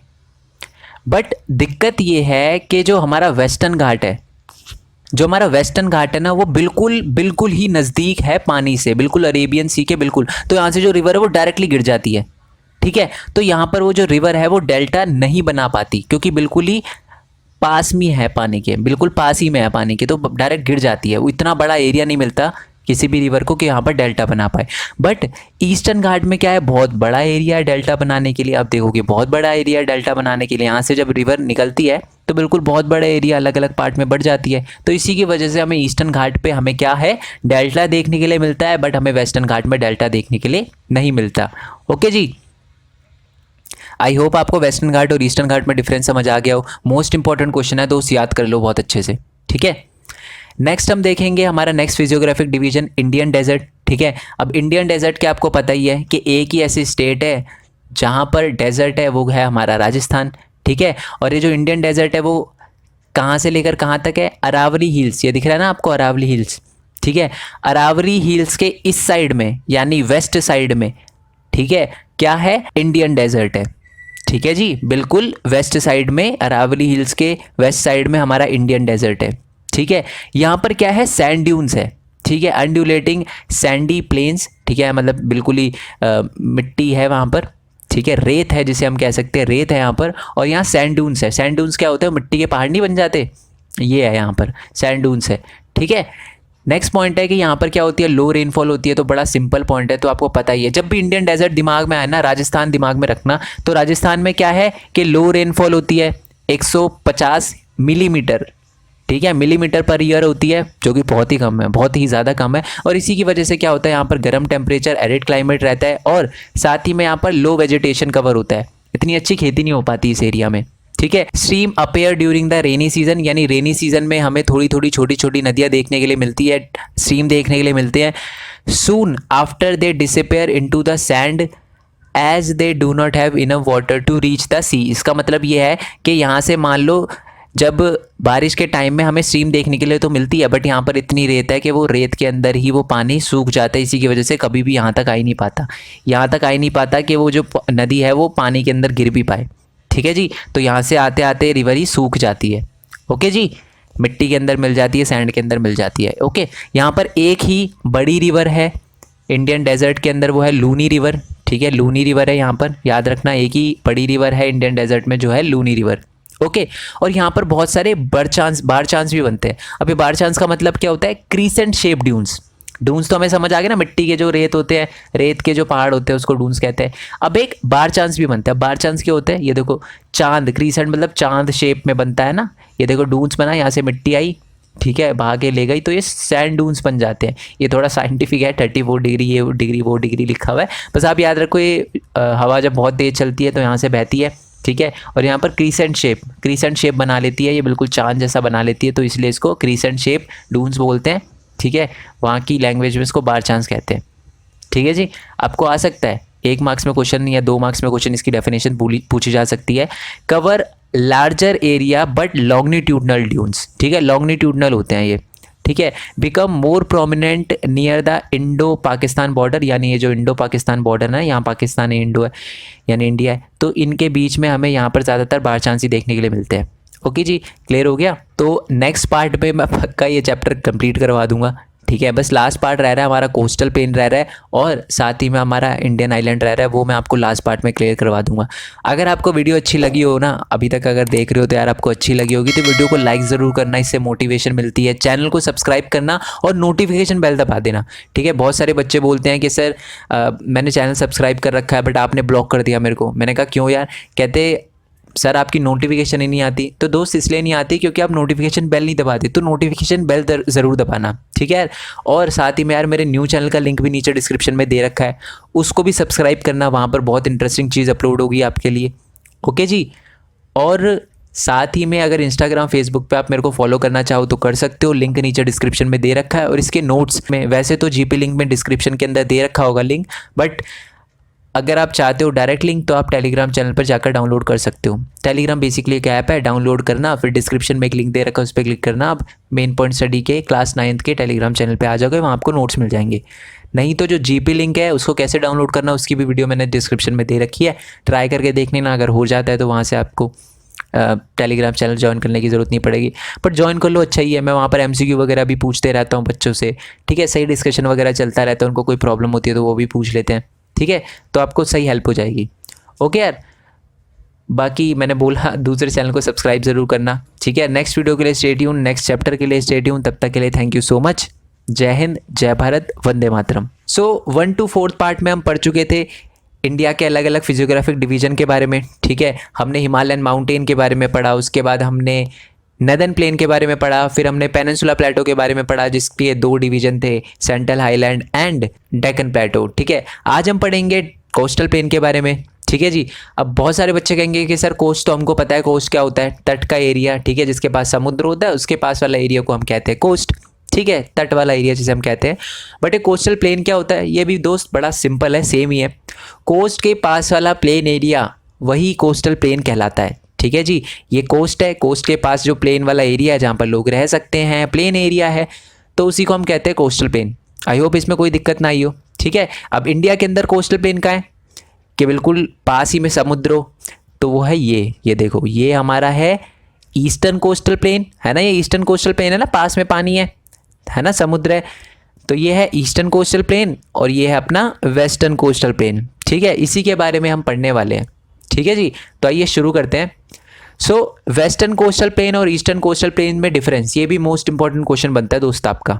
ठीक है जी, तो मैं आपको बता दूं कि the western coastal plain lies along with the west coast of India and is washed by the Arabian Sea. Simple सीधी बात है कि जो हमारा वेस्टर्न कोस्टल प्लेन है, ठीक है, वो जो है वेस्ट साइड में, ये तो बड़ा ऑब्वियस पॉइंट है, वेस्ट साइड में है, और इसके पास क्या है? अपना अरेबियन सी है। ठीक है, किसका कोस्ट है? ये अरेबियन सी का कोस्ट है। ओके जी, ये क्लियर हो गया हमको। और जो हमारा ईस्टर्न कोस्टल प्लेन है, ठीक है, उसके पास क्या है? अपना बे ऑफ बंगाल है। ठीक है, wash by the Bay of Bengal. And जो हमारा ईस्टर्न कोस्टल प्लेन है वो ईस्ट साइड में है, तो इसलिए इसको ईस्टर्न कोस्टल प्लेन बोलते हैं। ठीक है, ये भी बड़ा ऑब्वियस पॉइंट है, तो ये पॉइंट क्लियर हो गया हमको। नेक्स्ट पॉइंट की बात करते हैं। The short shift river do not make any delta on the western coastal plane. ठीक है, the large river make wider deltas on the eastern coastal plain. सबसे पहले तो डेल्टा होते क्या है? डेल्टा मैं आपको लास्ट पार्ट में भी बता चुका था, जब भी कोई रिवर गिरने वाली होती है ना पानी के अंदर, तो वो थोड़ा सा एरिया कवर करती है और वहाँ पर क्या बनाती है, खुल जाती है और डेल्टा बनाती है। ठीक है, ये रिवर आ रही है, ये खुल गई, ठीक है, अलग अलग पार्ट में चैनल में डिस्ट्रीब्यूट हो गई, तो उसने क्या बना लिया, डेल्टा बना लिया, तो इसी को कहते हैं डेल्टा। अब दिक्कत ये है कि जब रिवर गिरने वाली होती है ना, तो उसको डेल्टा बनाने के लिए बहुत बड़ी जगह चाहिए होती है। पिक्चर में छोटी सी दिख रही होगी, बट बहुत बड़ी जगह चाहिए होती है। ठीक है, तो इसीलिए हमें जो डेल्टाज है वो हमें ईस्टर्न कोस्टल प्लेन में देखने के लिए मिलते हैं, बट हमें वेस्टर्न कोस्टल प्लेन में देखने के लिए नहीं मिलते। क्यों नहीं मिलते? वेस्टर्न कोस्टल प्लेन में क्या है कि जैसे जो रिवर है वो यहाँ से गिरती है तो डायरेक्ट गिर जाती है, उसको इतना एरिया ही नहीं मिलता कि यहाँ पर वो डेल्टा बना ले। ठीक है, बट अगर हम बात करें ईस्टर्न कोस्टल प्लेन की, तो जब ये पानी के अंदर गिरने वाली होती है तो इसको बहुत बड़ा एरिया, देखो कितना बड़ा है, कोस्ट जो है वो कितना दूर है, तो ये जो एरिया बहुत मिल जाता है इनको। ठीक है, इसलिए यहाँ पर हमें डेल्टा देखने के लिए मिलते हैं। ठीक है, ईस्टर्न कोस्टल प्लेन में हमें डेल्टा देखने के लिए मिलते हैं, वेस्टर्न कोस्टल प्लेन में इसी वजह से हमें डेल्टा देखने के लिए नहीं मिलते। ठीक है जी, नेक्स्ट पॉइंट है आपका, इट कंसिस्ट ऑफ 3 सेक्शन। ठीक है, जो हमारा वेस्टर्न कोस्टल प्लेन है ना, वो 3 अलग अलग सेक्शन में बटा हुआ है। ठीक है, मैं आपको पिक्चर से वैसे ही समझा देता हूँ।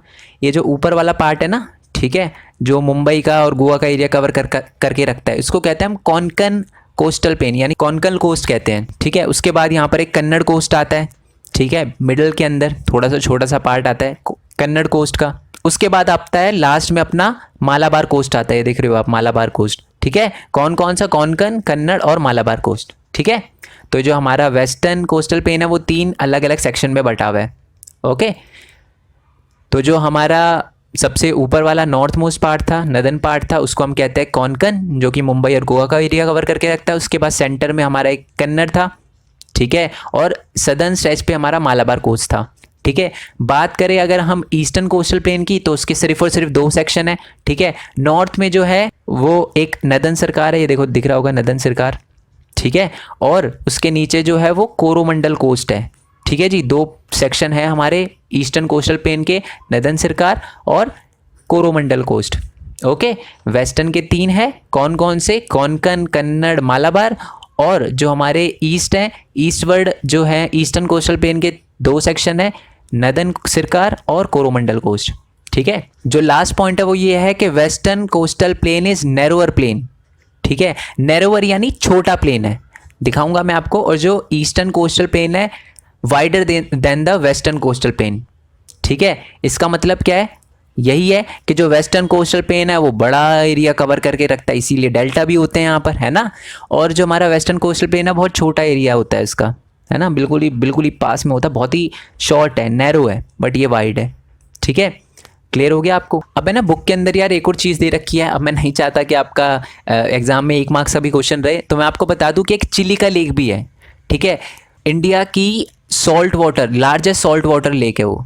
ठीक है, जो कहाँ पर? उड़ीसा में मिलती है हमें, उड़ीसा में है ये चिलिका लेक, जो कि महानदी डेल्टा के नीचे है। मैं दिखा देता हूँ आपको, ये देखो, ये महानदी दिख रही है, यहीं पर उड़ीसा है, तो महानदी डेल्टा, ये डेल्टा है, ये देखो अलग अलग में रिवर में बट गई ना। अब जूम करके देखोगे ना तो आपको दिख जाएगा। और तो यहाँ पर अपनी चिलिका लेक है। ठीक है, यहाँ पर अपनी चिलिका लेक है। क्लियर हो गया? ये कोस्टल पेस्ट जो कोस्टल प्लेन था, ये होप आपको अच्छे से समझ आ गया हो।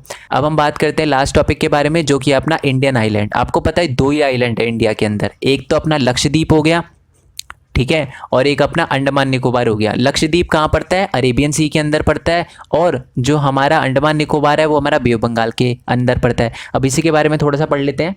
जो हमारा लक्षद्वीप है वो मालाबार कोस्ट के पास है, केरल के पास। ये देखो यहाँ पर मालाबार कोस्ट होता है ना, अभी अभी हमने पढ़ा था कोस्टल प्लेन जो है वो 3 में बटे होते हैं, कोंकण, कन्नड़ और मालाबार। तो ये मालाबार कोस्ट के पास है ये अपना लक्षद्वीप। ठीक है, नेक्स्ट पॉइंट है कि these group of island is composed of small coral island. मैं आपको बता दूं, ये अपना लक्षद्वीप है ना, कोरल आइलैंड से बना हुआ होता है। अब एक कोरल आइलैंड क्या होते हैं? कोरल आइलैंड वो आइलैंड होते हैं जो कि ऑर्गेनिक सब्सटेंस से बने हुए होते हैं, यानी जानवरों की एक तरह से स्केलेटन वगैरह से कह सकते हो आप। ठीक है, उससे बने हुए होते हैं, और इसी वजह से बहुत ज़्यादा बड़े नहीं होते। ठीक है, इसी वजह से मैं आपको बता दूं कि लक्षद्वीप जो टोटल एरिया है लक्षद्वीप का, लक्षद्वीप आइलैंड का, वो सिर्फ और सिर्फ 32 स्क्वायर किलोमीटर है, जो कि बहुत ही कम है। ठीक है जी, 1973 से पहले उसको अलग अलग नाम से जाना जाता था लक्षद्वीप को, ठीक है, लेकेडाई, मिनोकोई, एमेंडाई, बट 1973 में इसका नेम चेंज कर दिया एज अ लक्षद्वीप। ठीक है जी। मैं आपको बता दूं कि इसका जो हेड क्वार्टर है लक्षद्वीप का वो केवराटी आइलैंड पे है, ठीक है, हेड क्वार्टर कह सकते हो, एडमिनिस्ट्रेटिव जो हेड क्वार्टर है वो लक्षद्वीप का केवराटी आइलैंड ही है। ओके, और हमारा लक्षद्वीप के अंदर ही एक छोटा आइलैंड है पेटी आइलैंड, ठीक है। और मैं आपको बता दूं बहुत अलग अलग टाइप के फ्लोरा और फौना जो है हमें देखने के लिए मिलते हैं कहाँ पर, लक्षद्वीप पे। फ्लोरा एंड फौना क्या होते हैं, मतलब अलग अलग टाइप के पेड़ पौधे और जानवर वगैरह, पक्षी वगैरह हमें देखने के लिए मिलते हैं। लक्षद्वीप के अंदर ही एक पेटी आइलैंड है। तो पेटी आइलैंड पे क्या है कि इनहेबिटेड बर्ड सेंचुरी है, यानी वहाँ पर कोई भी आदमी वगैरह नहीं जाते, मतलब इंसान वगैरह नहीं जाते, और वो बर्ड सेंचुरी में अलग अलग टाइप की बर्ड वगैरह आती है, ठीक है। ये देखो, ये पिक्चर दिख ही रही होगी आपको, ठीक है, ये पेटी आइलैंड है अपना। ओके, तो यहाँ पर ये बर्ड वगैरह है, पूरी बर्ड सेंचुरी है, इनहेबिटेड है, यानी कोई भी इंसान वगैरह नहीं जाता यहाँ पर। और कोरल आइलैंड की बात करी थी, मैं आपको कोरल आइलैंड दिखा देता हूँ। ये देखो, ये कोरल आइलैंड है, कोरल होते हैं ना, कोरल से बना हुआ है, तो एक कोरल आइलैंड है। एक और पिक्चर दिखा देता हूँ, ये देखो, इसलिए वाइट वाइट है, कोरल, ठीक है, कोरल से बना होता है। आपने पढ़ा होगा कैल्शियम कार्बोनेट, ठीक है, साइंस के अंदर। कंफ्यूज नहीं करूँगा मैं आपको, बस इतना याद रखो, ये कोरल आइलैंड है, इनऑर्गेनिक सब्सटेंस से बना होता है। साइंटिफिक टर्म में जाओगे तो कैल्शियम कार्बोनेट याद रखना। ओके, अब हम बात करते हैं अंडमान निकोबार की, ठीक है। अंडमान निकोबार आइलैंड कहाँ पर है, ये अपना बे ऑफ बंगाल में लोकेटेड है, ठीक है। और नॉर्थ टू साउथ दो पोर्शन में डिवाइडेड है ये, ठीक है। नॉर्थ वाले पार्ट को बोलते हैं अंडमान, ठीक है, अंडमान नॉर्थ में, और साउथ वाले पार्ट को कहते हैं निकोबार, ठीक है। अब मैं आपको बता दूं, माना जाता है कि जो आइलैंड है ना, ये एलिवेटेड पोर्शन है सबमरीन माउंटेन के। अब इसका मतलब क्या है, इसका मतलब है कि हमारे यहाँ पर माउंटेन है, माना जाता है कि यहाँ पर भी बहुत सारे माउंटेन है, और यहाँ पर आके दिखने लगे वो माउंटेन, यानी उनकी हाइट बहुत ही ज़्यादा बड़ी थी, इसलिए हमें यहाँ पर माउंटेन अंडमान और निकोबार में देखने के लिए मिलते हैं, ठीक है। ये माना जाता है, बिलीव किया जाता है कि हमारे जो माउंटेन है वो यहाँ भी थे, यहाँ भी थे, ठीक है, बट उसके बाद वो ज़्यादा बड़े हो गए, इसलिए हमें अंडमान और निकोबार में माउंटेन्स दिखाई देते हैं, ठीक है। ये सिंपल पॉइंट है, बस याद रखना कि बिलीव किया जाता है कि एक सबमरीन माउंटेन है यहाँ पर, एलिवेटेड पोर्शन है, यानी जहाँ पर बहुत सारे माउंटेन है, यहाँ पूरी रेंज में बहुत सारे माउंटेन थे, बट यहाँ पर हमें दिखना स्टार्ट हो गए क्योंकि बड़े थे, ठीक है जी। नेक्स्ट पॉइंट है कि these island lie close to the equator, ठीक है, सबसे नीचे, यानी इक्वेटर हमारा पड़ता है ना, तो इक्वेटर के सबसे पास हमारा यही आइलैंड है, ठीक है। और इसी वजह से इनका जो क्लाइमेट होता है वो इक्वेटोरियल क्लाइमेट होता है, मतलब इक्वेटर पे जैसा हमें क्लाइमेट देखने के लिए मिलता है ना, वैसे ही थोड़ा बहुत क्लाइमेट हमें यहाँ पर देखने के लिए मिलता है, इन आइलैंड पे देखने के लिए मिलता है, ठीक है। और यहाँ पर थिक फॉरेस्ट है, अच्छा खासा जंगल है यहाँ पर, ओके। और इंडिया का ओनली एक्टिव वॉल्केनो, ठीक है, जो कि बैरन आइलैंड पे है, ठीक है, अंडमान निकोबार के अंदर। तो इंडिया का सिर्फ एक एक्टिव वॉल्केनो बैरल आइलैंड पे है, जो वो हमें देखने के लिए मिलता है अंडमान निकोबार के अंदर, ठीक है जी। क्लियर हो गया। अब इसका थोड़ा कंक्लूजन देखते हैं, यानी चैप्टर के लास्ट में कुछ और पॉइंट्स भी बता रखे हैं, जैसे कि ये बता रखा है, ठीक है। हमने डिटेल में पढ़ लिया फिजियोग्राफिक डिवीजन यूनिट के बारे में, ठीक है, अलग अलग हिमालयन माउंटेन, उसके बाद northern plain, Indian desert, coastal plain, peninsula plateau, इन सब के बारे में हमने पढ़ लिया। अब याद रखना, मैं आपको बता दूं, जो माउंटेन है वो हमें वाटर देते हैं और फॉरेस्ट देते हैं, आपको पता ही है, माउंटेन से रिवर वगैरह निकलती है, तो एक मेजर सोर्स है वाटर का और फॉरेस्ट वेल्थ का, ठीक है। नदर्न प्लेन की बात करूँ तो आपको पता है नदर्न प्लेन जो है वो बहुत ज़्यादा फर्टाइल है, खेती बाड़ी वहाँ पर बहुत अच्छी खासी होती है, इसी वजह से उसको ग्रैनरी कहा जाता है। ग्रैनरी से आपको पता है ना, जहाँ पर अनाज रखा जाता है, तो एक तरह से एक बात बोली गई है कि जो नदर्न प्लेन है वो ग्रैनरी है, यानी बहुत अनाज प्रोड्यूस करता है, ठीक है। प्लेटो पे हमें क्या मिलते हैं, बहुत सारे मिनरल्स वगैरह मिलते हैं, ठीक है, जो हमारे इंडस्ट्रीज़ के लिए बहुत ज़्यादा इंपॉर्टेंट है, ठीक है। कोल वगैरह भी एक तरह से आप कह सकते हो कि एक मिनरल है, ठीक है, जो हमारी इंडस्ट्री को रन करने के लिए बहुत ज़्यादा इंपॉर्टेंट है, ठीक है। और जो कोस्टल रीजन है और जो आइलैंड वाला है वो हमें क्या देता है, फिशिंग वगैरह और पोर्ट एक्टिविटी जो होती है वो प्रोवाइड करता है, ठीक है। आपको पता ही है साउथ वाले पार्ट में ज़्यादातर लोग अपनी जो कोस्ट वाले एरिया में रहते हैं, फिशिंग से ही अपनी दिनचर्या, ठीक है, लाइवलीहुड चलाते हैं, ओके।